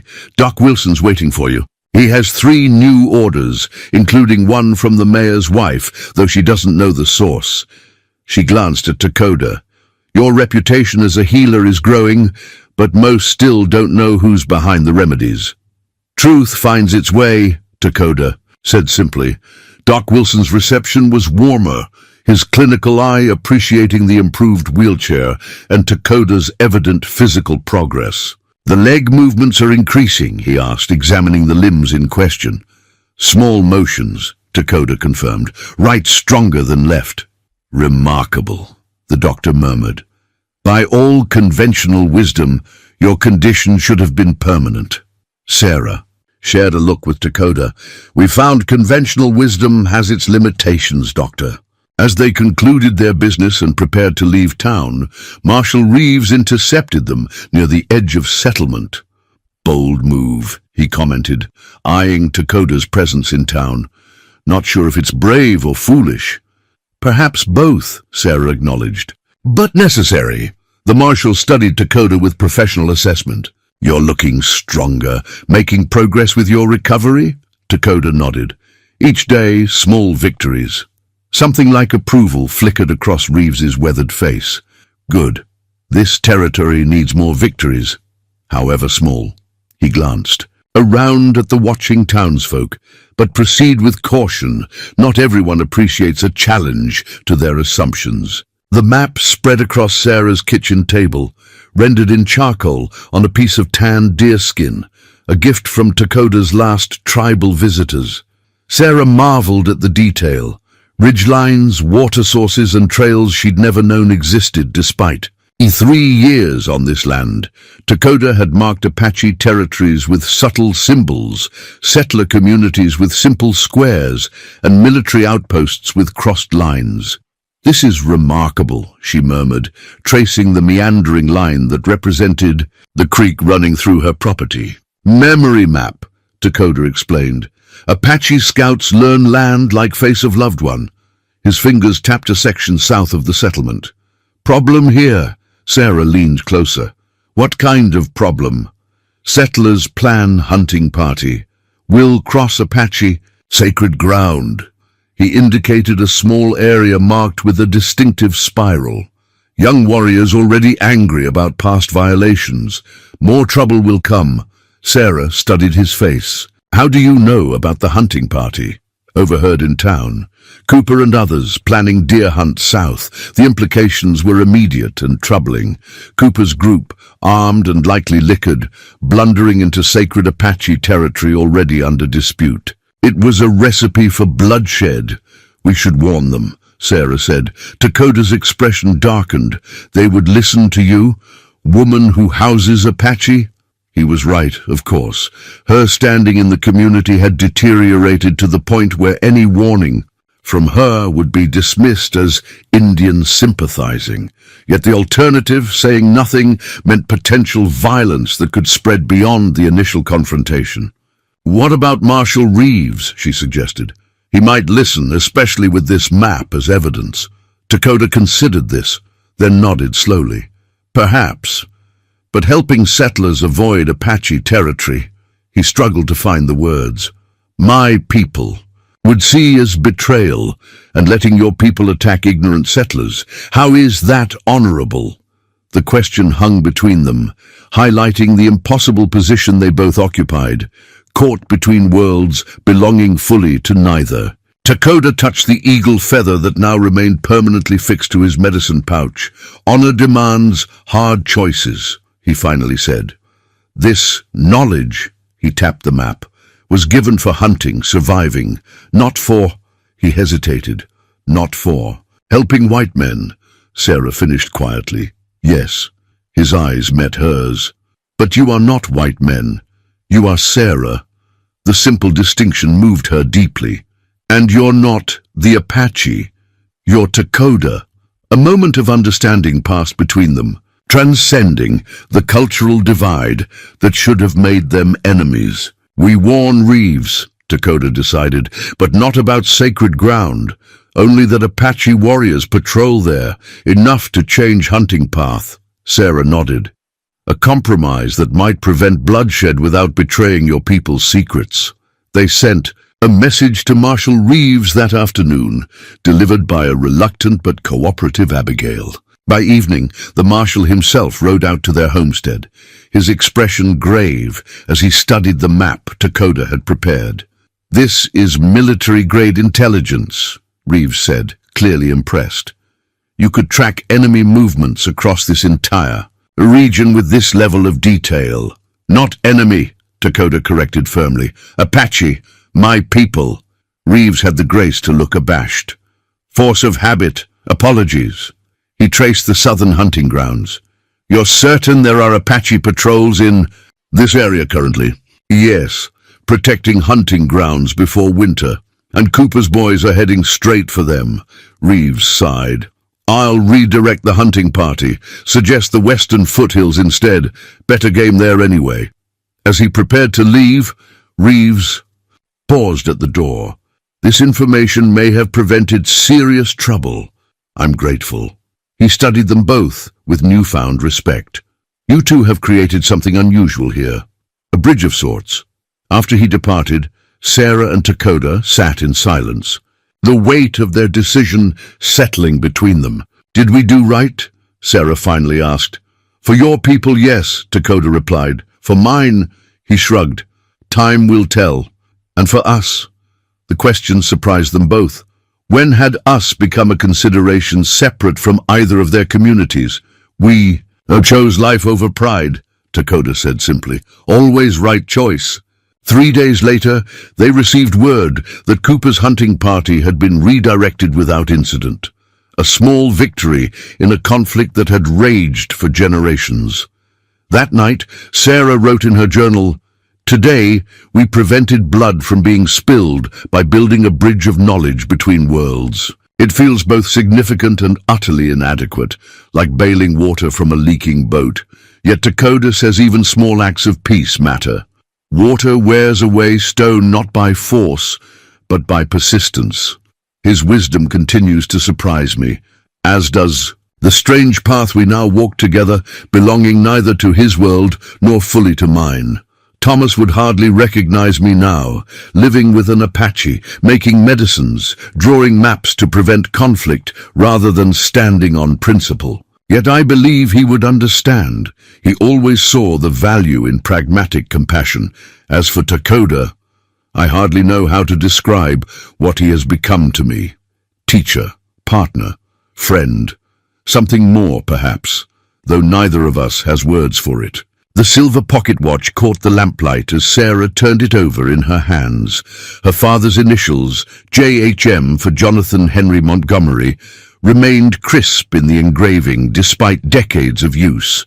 It was her last valuable possession, a piece of Philadelphia that had followed her west, surviving the journey that had claimed so many other remnants of her former life. It would fetch enough to cover the seed cost, she said quietly, more to herself than to Dakota, who sat by the fire, practicing his reading. Important to you, he observed, setting the book aside. Not a question, but a statement of fact. Sarah nodded. My father gave it to me before we left, said time was precious on the frontier. A sad smile touched her lips. He wasn't wrong. Spring planting season loomed, and despite their medicine business's modest success, they still lacked funds for essential supplies. The harsh reality of frontier economics remained unchanged. No crops meant no food, regardless of their healing. Knowledge? Dakota wheeled himself closer, his movement now fluid after months of practice. His legs, though still largely unresponsive, occasionally showed promising twitches. The right leg in particular had developed reflexive movements that Doc Wilson called remarkable during his examinations. Other options, Dakota suggested. Army Scout Camp 3 days south. They pay for medicine, information. Sarah hesitated. You want to work with the Army again? After how they abandoned you? Different commanding officer now. Lieutenant Davis. Fair man, according to Marshall. She studied his face, seeing the complex emotions beneath his stoic expression. For Dakota to suggest cooperation with the military that had once discarded him represented a profound evolution in his thinking. Why? She asked simply. Dakota was silent for a moment. Land does not care who plants it. Seed does not care whose hands set it. But if no seed... He gestured to the watch. Too much sacrifice already. The logic was sound, but Sarah sensed something deeper in his proposal. Perhaps a desire to reclaim a part of his former identity as a valued scout whose knowledge commanded respect. We'll try, she agreed, tucking the watch away. Both of us. The journey to the army outpost proved more challenging than anticipated. Dakota's wheelchair, while effective around the homestead, struggled with the rougher terrain beyond. By the second day, Sarah found herself frequently helping navigate difficult passages, both of them exhausted by nightfall. Was easier when I could walk, Dakota said dryly as they made camp, his rare humor emerging more frequently these days. Sarah smiled as she built their fire. Everything was easier when you could walk, according to you. Not everything. His voice softened. Some. Aren't things better now? The simple statement lingered between them as Sarah prepared their meal. What had begun as an unwanted burden for both of them had evolved into something neither could have anticipated. Partnership, understanding, perhaps something more. The army camp appeared on the horizon the following afternoon, a collection of canvas tents and wooden structures nestled in a defensible position along a ridgeline. As they approached, sentries spotted them, and within minutes a small party rode out to intercept them. "Identify yourselves," called the lead rider, a young corporal with a nervous trigger finger on his Springfield rifle. "Sarah Winters and Takoda, from Copper Springs Settlement," Sarah replied clearly. "We've come to speak with Lieutenant Davis." The soldiers exchanged glances, clearly surprised by the unusual pair, a white woman and an Apache man in a wheelchair. After a brief consultation, they escorted them into camp, where curious eyes followed their progress toward the command tent. Lieutenant Davis proved to be younger than Sarah expected, perhaps 30, with intelligent eyes and a thoughtful demeanor. He received them with professional courtesy, offering coffee and listening without interruption as Sarah explained their proposition: medicinal preparations and territorial intelligence in exchange for fair payment. "Takoda," the lieutenant said, recognition dawning. "You were with Captain Thornton's scout detachment, wounded at Coyote Ridge." Takoda nodded. 2 years ago?" Davis's expression clouded. "I heard what happened after. That wasn't right." He studied Takoda's wheelchair with a soldier's assessing eye. "Yet here you are." "Here I am," Takoda agreed. Simply, the lieutenant turned to Sarah. "And you, Mrs. Winters, Marshal Reeves mentioned your unusual situation. Said you prevented a conflict with your warning about the southern hunting grounds." "We did what seemed right," Sarah replied. "That's rare enough these days." Davis leaned forward. "I'm authorized to contract civilian scouts and suppliers. Your medicines would be valuable. We lose more men to fever and infection than bullets. And accurate intelligence is always at a premium." He named a figure that made Sarah's eyes widen, enough not only for seeds but for other crucial supplies as well. "There's a condition," Davis added. "I need Takoda's assessment of Apache movements across the entire eastern region. Not for offensive operations," he clarified quickly, seeing their expressions. "For avoiding unnecessary conflict. The Army's changing its approach under General Howard's influence." Takoda considered this carefully. "Information to prevent fighting. Not cause it?" "Precisely." Davis's gaze was steady. "I have no interest in provoking the Apache. I've seen what comes of that approach." After further negotiation, they reached an agreement. Takoda would provide maps and intelligence focused on areas where military patrols might inadvertently spark conflict. Sarah would prepare medicinal supplies on a monthly basis. In return, the Army would provide payment and occasional escort services for their deliveries. As they left the camp with their first payment secured, Sarah felt a weight lift from her shoulders. The pocket watch remained safely in her pocket, a piece of her past preserved while they built a future. "Good trade," Takoda observed, satisfaction evident in his voice. "Yes," Sarah agreed. "A bridge between worlds, as Marshal Reeves might say." "Many bridges now," Takoda replied thoughtfully, "getting stronger." The official letter bore the Army's seal, the parchment crisp and formal against Sarah's weathered hands. Lieutenant Davis's flowing signature adorned the bottom alongside the territorial commander's official stamp. It was in every sense a document of protection, a formal commendation acknowledging Takoda's service as a civilian scout and Sarah's contributions as a medical supplier.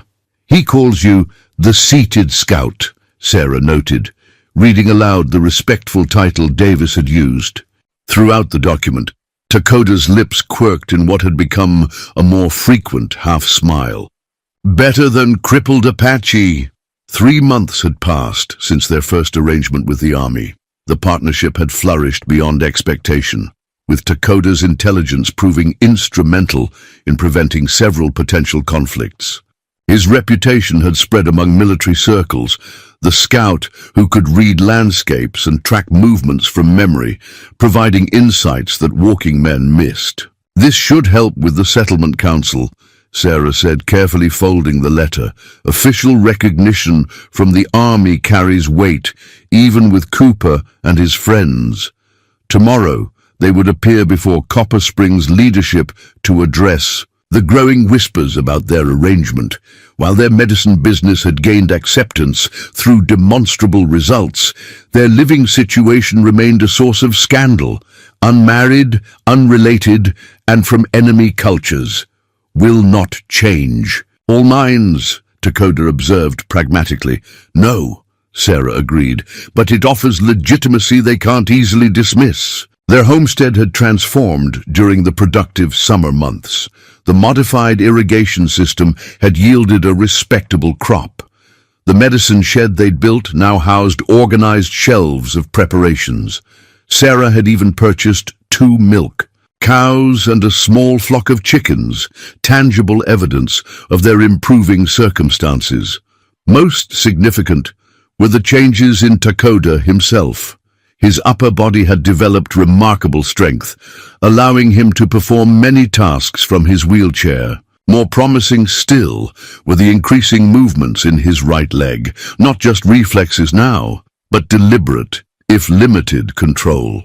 That evening, Sarah conducted their regular therapy session, manipulating his legs through their range of motion, while Dakota concentrated on sending signals from mind to muscle. "Again," he instructed, focusing intently on his right foot. Sarah watched as the foot flexed slightly, a small movement, but undeniably intentional. "That's the strongest yet," she encouraged. "Doc Wilson says the pathways are rebuilding themselves." "Slowly," Dakota said, frustration edging his voice. "But surely." Sarah moved to his left leg, which remained less responsive. "Remember where you started." Dakota acknowledged this with a nod. 6 months ago, he had been a man waiting to die, paralyzed and discarded. Now he contributed daily to their shared enterprise, his knowledge valued, his presence a cornerstone of their increasingly successful partnership. As Sarah worked, Dakota studied her face in the lamplight. "You look tired." The observation, gentle, in its directness, caught her off guard. "It's been a busy season, not just work," he said perceptively. "Worry about tomorrow." Sarah sighed, her hands stilling on his leg. "The council meeting matters more than I want to admit. We've built something good here, something that works despite everything. But one decision from those men could end it all. Because I am Apache, or because we live under same roof. Both, neither." She resumed the therapy, avoiding his eyes. "Because we don't fit their understanding of how things should be." "And how should things be?" Dakota asked, his voice softer. "Between us," the question hung in the air, acknowledging what had remained unspoken through months of partnership. Their relationship had evolved beyond caregiver and patient, beyond business associates, into something neither had names for. A connection that bridged worlds in ways that made sense only to them. "I don't know," Sarah admitted honestly. "I only know that what we've built matters to me, that you," she faltered, "that I matter." Dakota finished simply. "Yes." A comfortable silence settled between them as Sarah completed the therapy session.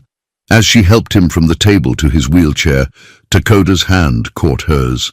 "We face council together," he said, firmly, "as we have faced everything." The council meeting the next day proved less confrontational than feared. The army commendation carried significant weight, as did the economic benefits their enterprise now brought to the settlement.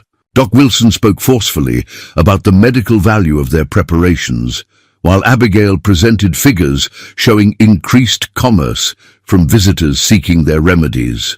Mayor Blackwood, ever the pragmatist, summarized the council's position. While the arrangement remains unconventional, the tangible benefits to Copper Springs cannot be denied. The council acknowledges the contributions of Mrs. Winters and Mr. Takoda to the settlement's welfare and medical needs. It wasn't wholehearted acceptance, but it was official recognition, a victory of sorts. As they left the meeting, several settlers approached with cautious respect, asking about treatments for specific ailments or expressing interest in Takoda's knowledge of local game movements. "The seated scout," one older man said, using the title from Davis's letter, "heard you can track a deer herd from memory of hoofprints alone. That true?" Takoda nodded, his dignity evident even from the wheelchair. "Land speaks to those who listen." Later, as they returned to the homestead, Sarah noticed a change in how people regarded them. Still wary, still uncertain, but with a new element of respect. Something had shifted, however slightly. "Progress," Takoda observed, reading her thoughts. "As he often seemed to do. Small steps," Sarah agreed with a smile, "like your recovery." "Both moving forward," he said, reaching for her hand as they approached their home. Together, the land deed lay unfolded on the table between them, its official territorial seals and legal language stark in the afternoon light. Sarah stared at it, trying to comprehend the implications of what Marshal Reeves had just explained. "Silver," she repeated, the word feeling strange on her tongue. "On the Crawford property bordering mine. The richest vein discovered in the territory this year," Reeves confirmed, his expression carefully neutral. "The mining company believes it extends through several adjacent properties, including mine." It wasn't a question. "Likely, yes." The marshal shifted uncomfortably. "Mrs. Winters, I'm here as a courtesy. The Silverado Mining Company has purchased 3 properties surrounding yours already. Crawford's place went for 50 times its previous value." Sarah glanced at Takoda, who sat silently observing the exchange, his dark eyes missing nothing. 8 months of partnership had taught her to read the subtle signals in his posture. The slight tension in his shoulders betrayed his concern. "So, that's why Cooper and Mayor Blackwood have suddenly renewed their objections to our arrangement," Sarah said, the pieces falling into place. "It was never about propriety or Apache fears. It's about the land." Reeves didn't deny it. "Business. Interests change the calculus of frontier justice, Mrs. Winters. I won't pretend otherwise." "And your interest, Marshal?" Takoda asked quietly, his first words since Reeves had arrived with the news. A flash of discomfort crossed the lawman's face. "I enforce territorial law, nothing more. Yet you warn us," Takoda observed. Reeves sighed. "Let's say I prefer honest dealings, even with mining companies. They'll be sending representatives tomorrow with an offer. Thought you should have time to consider your position." After he departed, Sarah paced the cabin, the implications overwhelming. The worthless land that had taken Thomas's life, that she'd struggled to make productive for 3 years, now suddenly valuable beyond imagination. 50 times, she murmured. "We could go anywhere, do anything." "We?" Takoda asked, the single word laden with meaning. Sarah stopped pacing. "Of course. Did you think Many would," he said simply. "Take money, start new life, without complications." She knelt beside his wheelchair, taking his hands in hers, a gesture that had become natural between them. "You are not a complication, Takoda. You're my partner." Something softened in his expression. "Partner. In everything," she affirmed. "Whatever we decide about this offer, we decide together." The mining company's representative arrived the following morning, a well-dressed man named Harrison with an Eastern accent and practiced charm. He laid out maps showing the silver vein's projected path directly through Sarah's property. "Mrs. Winters, we're prepared to offer $20,000, he said smoothly. 20 times the land's agricultural value, and that's just our opening position." The figure made Sarah's breath catch. It was more money than she'd ever imagined possessing, enough to build a new life anywhere, to never worry about survival again. "And if I decline?" she asked, keeping her voice steady. Harrison's smile tightened slightly. The territory is eager for economic development. Properties impeding mining access have been known to face legal challenges, increased taxes, water rights disputes, easement claims. The threat, however veiled, was clear. "I'll need time to consider," Sarah said. "Of course." Harrison rose to leave. 3 days should be sufficient. We're eager to begin operations. After he departed, Sarah and Dakota sat in silence, absorbing the implications. "They will not stop," Dakota finally said. "Men who hunger for silver have empty hearts." "We could take the money," Sarah suggested, playing devil's advocate. "Find land elsewhere, somewhere more accepting of us." Dakota wheeled himself to the window, looking out at the homestead they'd transformed together. "Running is easy. Standing is hard." He turned to face her. "What does your heart say?" Before she could answer, hoofbeats approached, a lone rider pushing his horse hard. It was Doc Wilson, his expression grave, as Sarah met him at the door. "Trouble," he said without preamble. "The mining company has filed a claim with territorial authorities. They're challenging your homestead rights, saying the property was abandoned when Thomas died and you failed to maintain proper improvements." "That's absurd," Sarah protested. "I've worked this land continuously." "They're claiming a woman alone couldn't possibly have maintained a valid homestead claim." Doc Wilson glanced at Dakota, "and they're arguing that allowing an Apache to live here constitutes a surrender of settler rights." "The silver has revealed their true nature," Dakota observed quietly. Doc Wilson nodded grimly. "There's more. Marshal Reeves has been relieved of duties pending an investigation into his improper relationships with territorial interests. His replacement arrives tomorrow, a company man, by all accounts." As the implications sank in, Sarah felt a cold weight settle in her stomach. Their warning had cost Reeves his position. Now they faced not just social disapproval, but coordinated legal action backed by powerful financial interests. "They'll try to force us out one way or another," she realized aloud. "Yes," Doc Wilson agreed, "and they have the law, money, and public sentiment on their side." "Not all public sentiment," came a new voice. Abigail stood in the doorway, having arrived unnoticed during their conversation. "Some of us remember who provided medicines when the fever hit last winter, who gave warning about the Apache hunting. Grounds, who's been nothing but an asset to this community despite every obstacle." She stepped forward, determination in her usually gentle features. "You're not alone in this fight." The silver arrowhead gleamed in Dakota's palm, its metallic surface catching the late afternoon sunlight streaming through the cabin window. He had found it that morning while examining the rocky outcropping on the eastern boundary of Sarah's property, a place he'd insisted on visiting after hearing the mining company's claims. "Not just on Crawford's land," he said, handing the arrowhead to Sarah. "Here too, rich vein." Sarah turned the object over in her hands, feeling its substantial weight.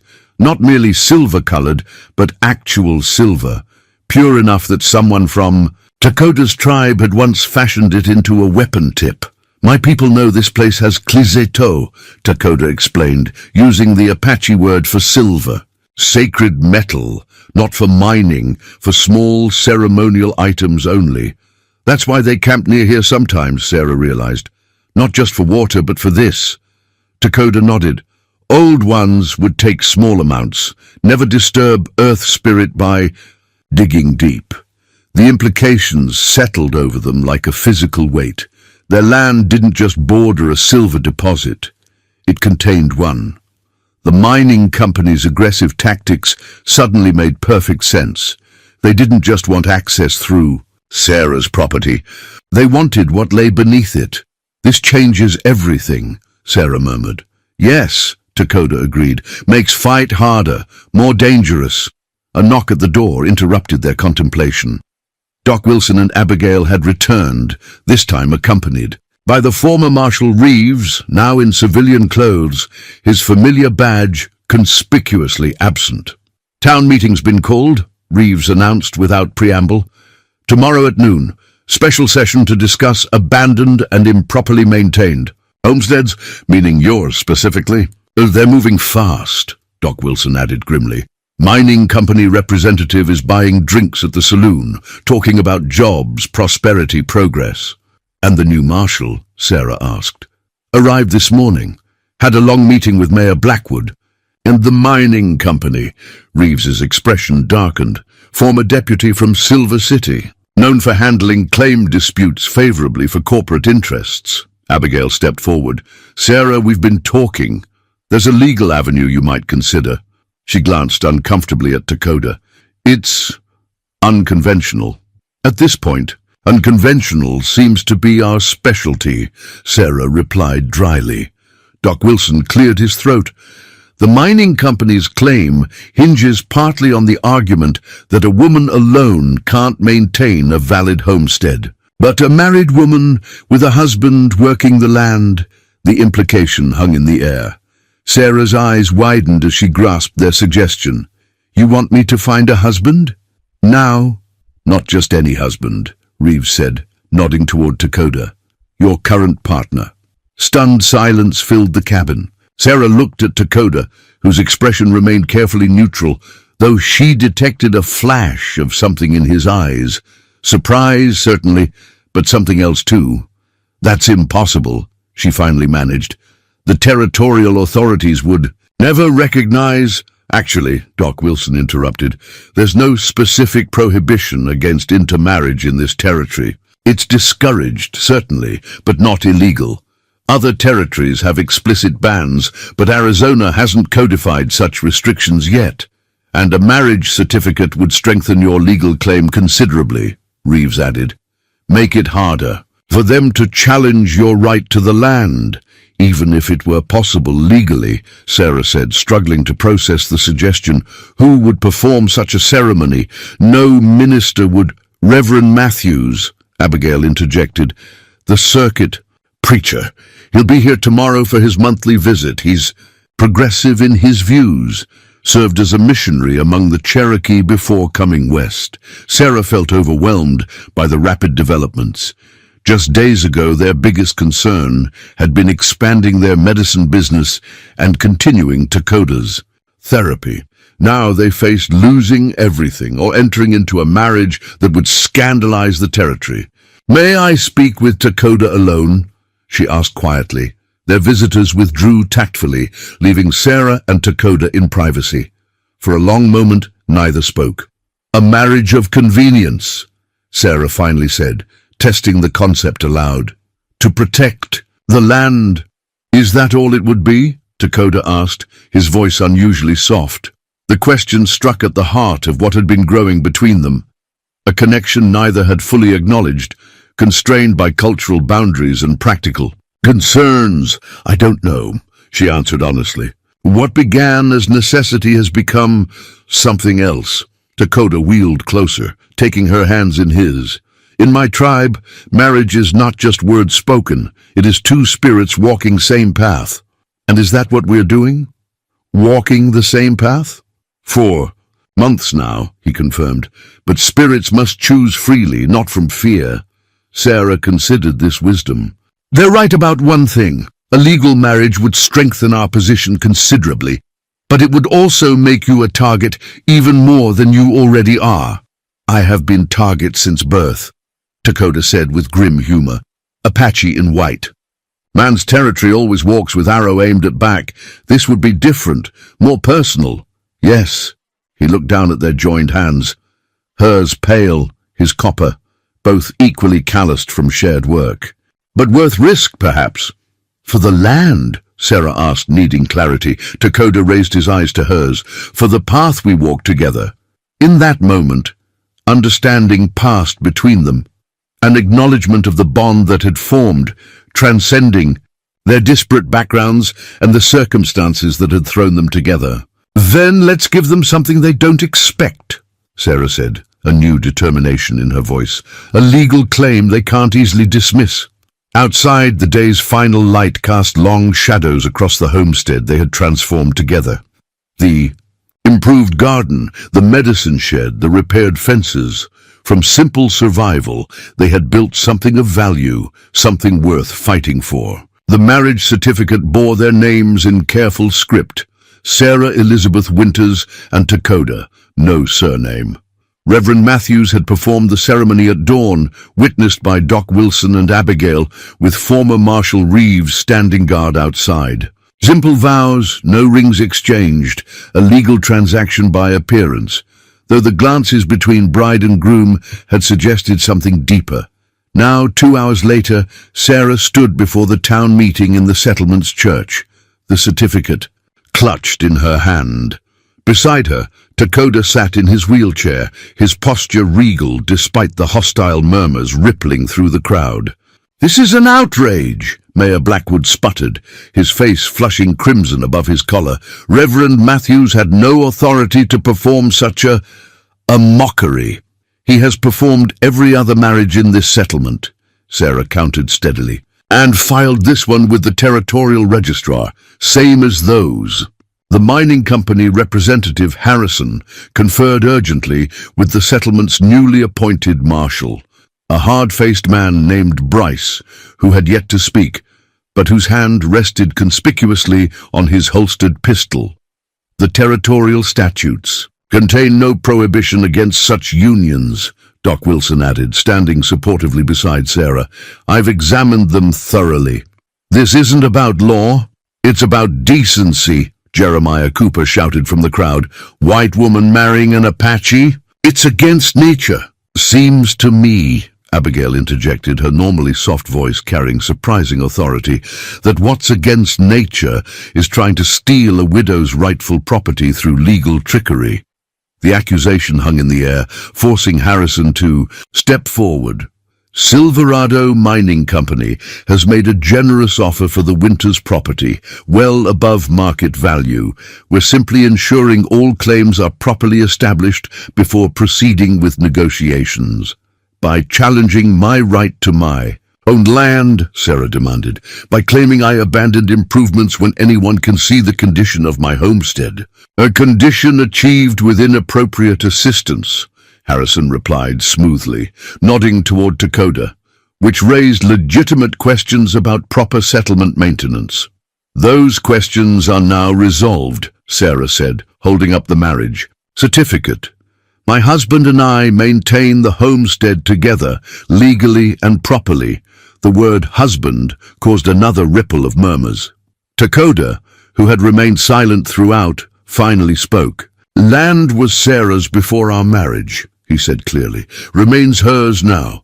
I claim no ownership, only right to help protect what is hers." It was a tactical statement, one they had discussed carefully, addressing fears that an Apache man might now control settler property, but it also held Dakota's genuine respect for what Sarah had built before him. Mayor Blackwood struggled visibly between his role as community leader and his obvious financial interest in the mining development. "The certificate will need verification," he managed finally. "Until then, this council cannot recognize such an irregular union." "Verification takes time," Marshal Bryce added, speaking for the first time, "during which the property's status remains uncertain." "Meaning you'll try to force us off the land before the verification returns," Sarah translated bluntly. "Meaning," Bryce countered, "that disturbing the peace or interfering with territorial development carries consequences. Mrs. Whatever your name is now." The threat was unmistakable. As the meeting dissolved into heated arguments, Sarah and Dakota withdrew, accompanied by their small circle of allies. "They won't give up," Reeves warned as they gathered outside. "That marriage certificate buys time, but they'll find another angle. Or create one," Doc Wilson added grimly. "Harrison was asking about Apache activity near your property.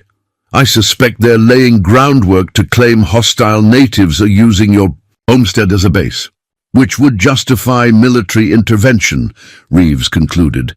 Sarah felt cold, despite the morning sun. "They'd go that far? Risk people's lives over silver?" "Men have started wars for less," Dakota observed quietly. "Back at the homestead, they implemented the defensive preparations they'd planned, moving supplies to the root cellar, establishing observation points, reinforcing doors and windows. Takoda directed the work with a warrior's strategic mind, maximizing their limited resources. As Sarah secured the cabin's shutters, she noticed Takoda by the eastern slope, struggling to rise from his wheelchair. Her heart caught as he gripped a fence post and, through sheer determination, pulled himself upright. For 3 wavering steps, he stood and moved forward before his strength gave out. She rushed to his side, helping him back into the wheelchair. "You're walking," she whispered, incredulous. "Not well," he said, frustration and triumph mingled in his voice. "Not enough. It's a miracle you're walking at all." "Not miracle. Your hands, my will." He looked toward the horizon, where dust suggested approaching riders. "Need more than walking now. Need plan." "We have one," Sarah reminded him. "The verification will come through. The law is weapon that changes hands." Takoda interrupted gently. "Mining men hold it now. Must fight differently." As if confirming his words, Doc Wilson arrived in his buggy, his expression grave. "Harrison's filed a formal complaint with territorial authorities. Claims Takoda is communicating with hostile Apache bands. The new marshal is forming a militia to secure the area." "That's absurd," Sarah protested. "The nearest Apache camp is 20 miles south, and they've made no hostile moves." "Truth doesn't matter now," Takoda said. "Story matters. Their story, dangerous Apache and misguided white woman, threaten settlement safety and progress." "And our story?" Sarah asked. Takoda's expression hardened with resolve. "Honorable warrior and brave widow defend what is rightfully theirs, against all odds." The warrior's bow rested across Takoda's lap, its curved shape formed from mountain juniper, sinew backing strengthening the arch. Maka, the elderly medicine man, had presented it in a solemn ceremony attended by a small delegation from Takoda's tribe. The gesture carried profound significance, a disabled warrior being honored with the symbol of his former strength. "They recognize you still as ND," Sarah observed, as the tribal visitors departed, melting into the landscape with practiced stealth. "More than warrior now," Takoda replied, fingers tracing the bow's curve. "Wisdom carrier, bridge builder." His eyes met hers. "Husband." The word still felt new between them, though they had been married for 10 days.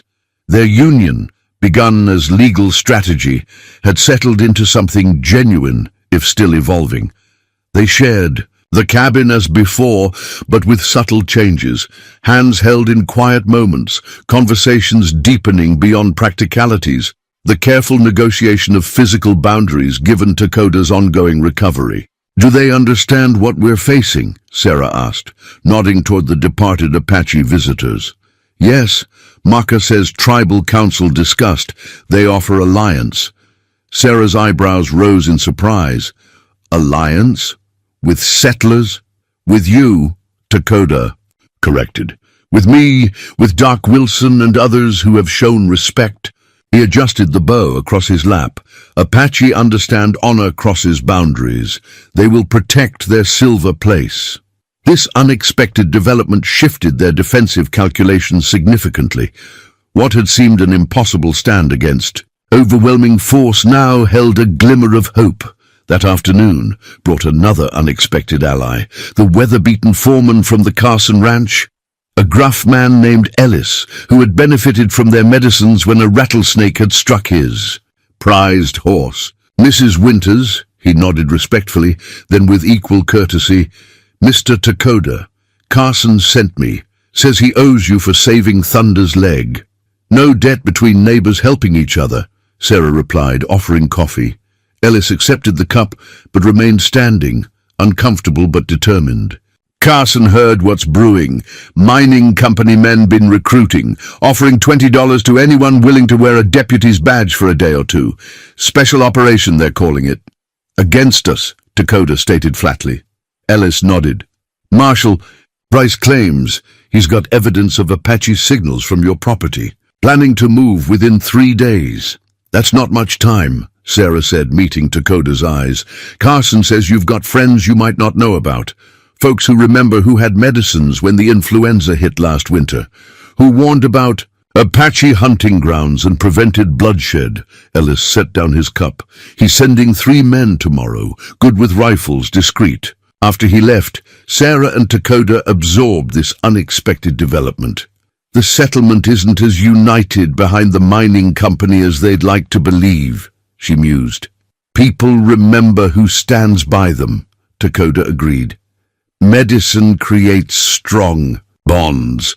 Their defensive preparations accelerated with these new alliances. Apache scouts established a perimeter warning system around the homestead, while ranchers' sons and a few sympathetic settlers positioned themselves as a second defensive line. Doc Wilson smuggled additional ammunition and supplies, while Abigail gathered intelligence from town.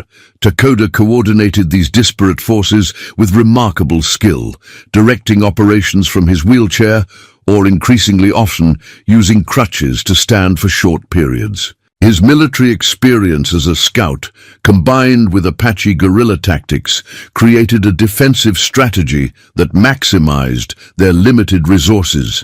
They expect frontal assault against weak opponents, he explained, sketching positions in the dirt. We'll find prepared defense with depth. On the eve of the expected confrontation, Sarah found Dakota outside, practicing with his bow. Though seated in his wheelchair, his upper body strength allowed him to draw the weapon fully, a feat that would have been impossible months earlier. His arrows consistently found their target, a hay bale 40 yards distant. I never asked if you killed men, Sarah said quietly, watching his practiced movements. As a scout. Yes, Dakota answered simply. In battle, never for pleasure. And now, his hands stilled on the bow. Now I fight for home, for what we built. He looked up at her. For you. The simple declaration hung in the night air between them. Sarah knelt beside his wheelchair, taking his free hand in hers. When this began, she said, you were a burden, dropped on my doorstep as a cruel joke. Now you're the center of everything I hope to preserve.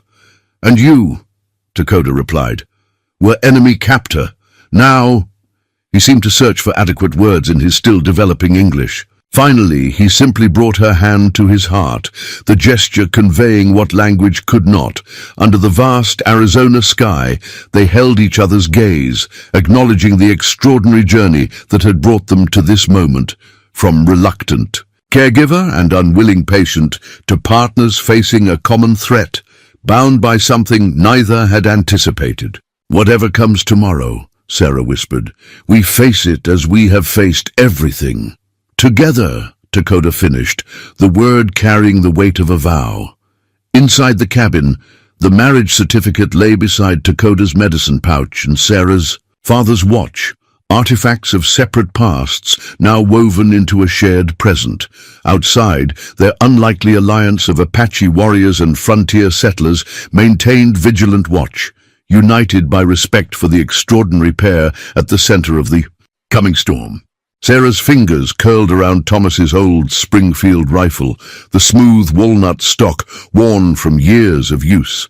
She had cleaned and loaded it the previous night, hands steady, despite the knowledge of what dawn would bring. Now, as first light crept across the eastern horizon, she took position at the cabin's front window, the weapon a tangible connection to the husband who had taught her to shoot, but whose bullets she'd never fired in anger. Riders, came Dakota's low voice from the side window. Northern approach, 7 men, Bryce in lead.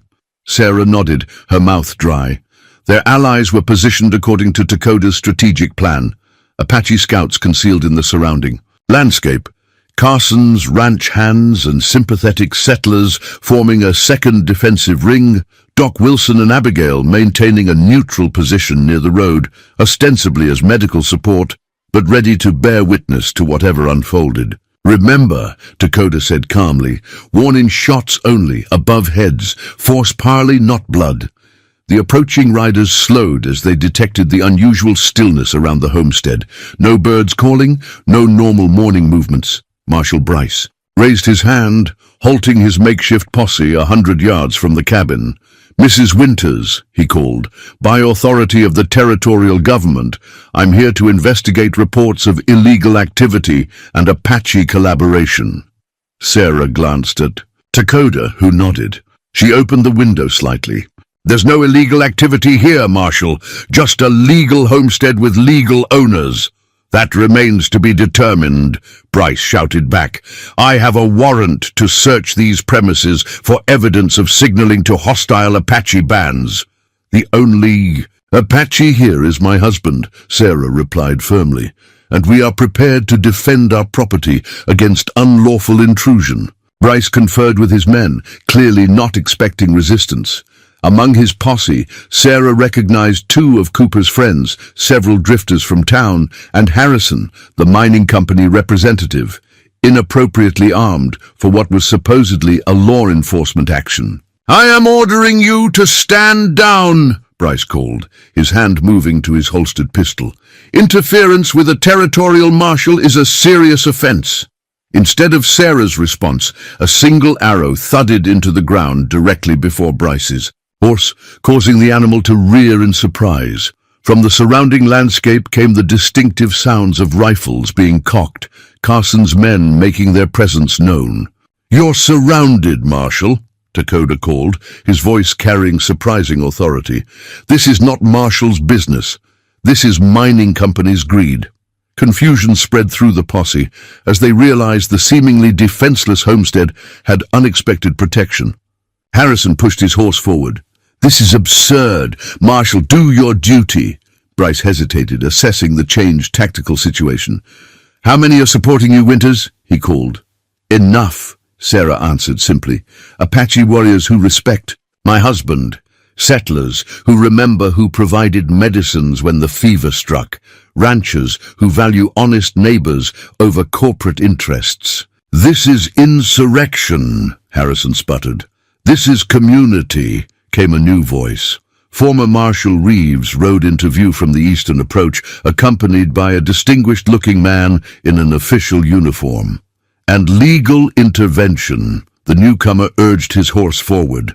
"I'm Judge Thomas Holbrook, Territorial Circuit Court. I've received concerning reports about improper enforcement actions and corporate interference in homestead claims."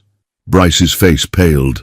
"Sir, I was simply investigating a married couple's legal homestead based on unsubstantiated claims provided by mining interests," the judge finished dryly. "Without proper evidence or procedure." He held up a document. "I have here an injunction against any action regarding the Winters homestead pending full legal review." The confrontation's momentum shifted dramatically. Harrison began a heated protest, but fell silent when Judge Holbrook fixed him with a stern gaze. "Mr. Harrison, Silverado Mining Company's methods have attracted attention in territorial offices.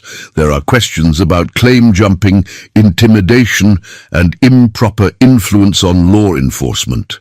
He turned to Bryce. "Marshal, you would be wise to reconsider your associations." As the standoff de-escalated, Sarah allowed herself a shaky breath. Beside her, Dakota reached for her hand, his grip strong and reassuring. The judge dismounted, approaching the cabin with Reeves at his side. "Mrs. Winters, Mr. Dakota," he called. "I'd appreciate a word, if you're amenable." Sarah opened the door, rifle still in hand but lowered. The judge regarded them with open curiosity. The white settler woman and her Apache husband, an unprecedented union in territorial experience. "Your marriage certificate appears to be in order," he said without preamble. "Unusual but legal. Your homestead claim is substantiated by continuous occupation and improvement. The mining company's challenges are without merit." Relief washed over Sarah. "Thank you, Your Honor." "Don't thank me yet," Holbrook cautioned. "This injunction provides temporary protection. The full legal battle may be lengthy." "We have time," Dakota said confidently. "And truth. Beyond the Homestead's boundaries, the standoff continued to dissolve. Bryce and his posse retreated under the judge's stern observation, while Harrison remained, his expression darkening with frustrated rage. "This isn't over," he called toward the cabin. "Silver finds a way, always. So does justice," Reeves countered, "if good people stand together." As the mining representatives departed, the homestead's hidden defenders began to emerge.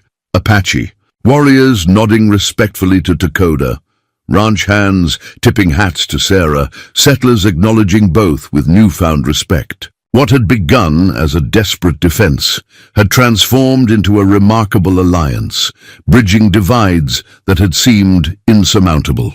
Judge Holbrook watched this unusual gathering with evident fascination. "In 20 years on the territorial bench, I've never witnessed anything quite like this," he admitted. "An Apache man and a settler woman, defended by both their peoples. The beginning of something new, perhaps," Doc Wilson suggested, joining them with Abigail. "Or very old," Dakota said quietly, "before hatred taught by fear."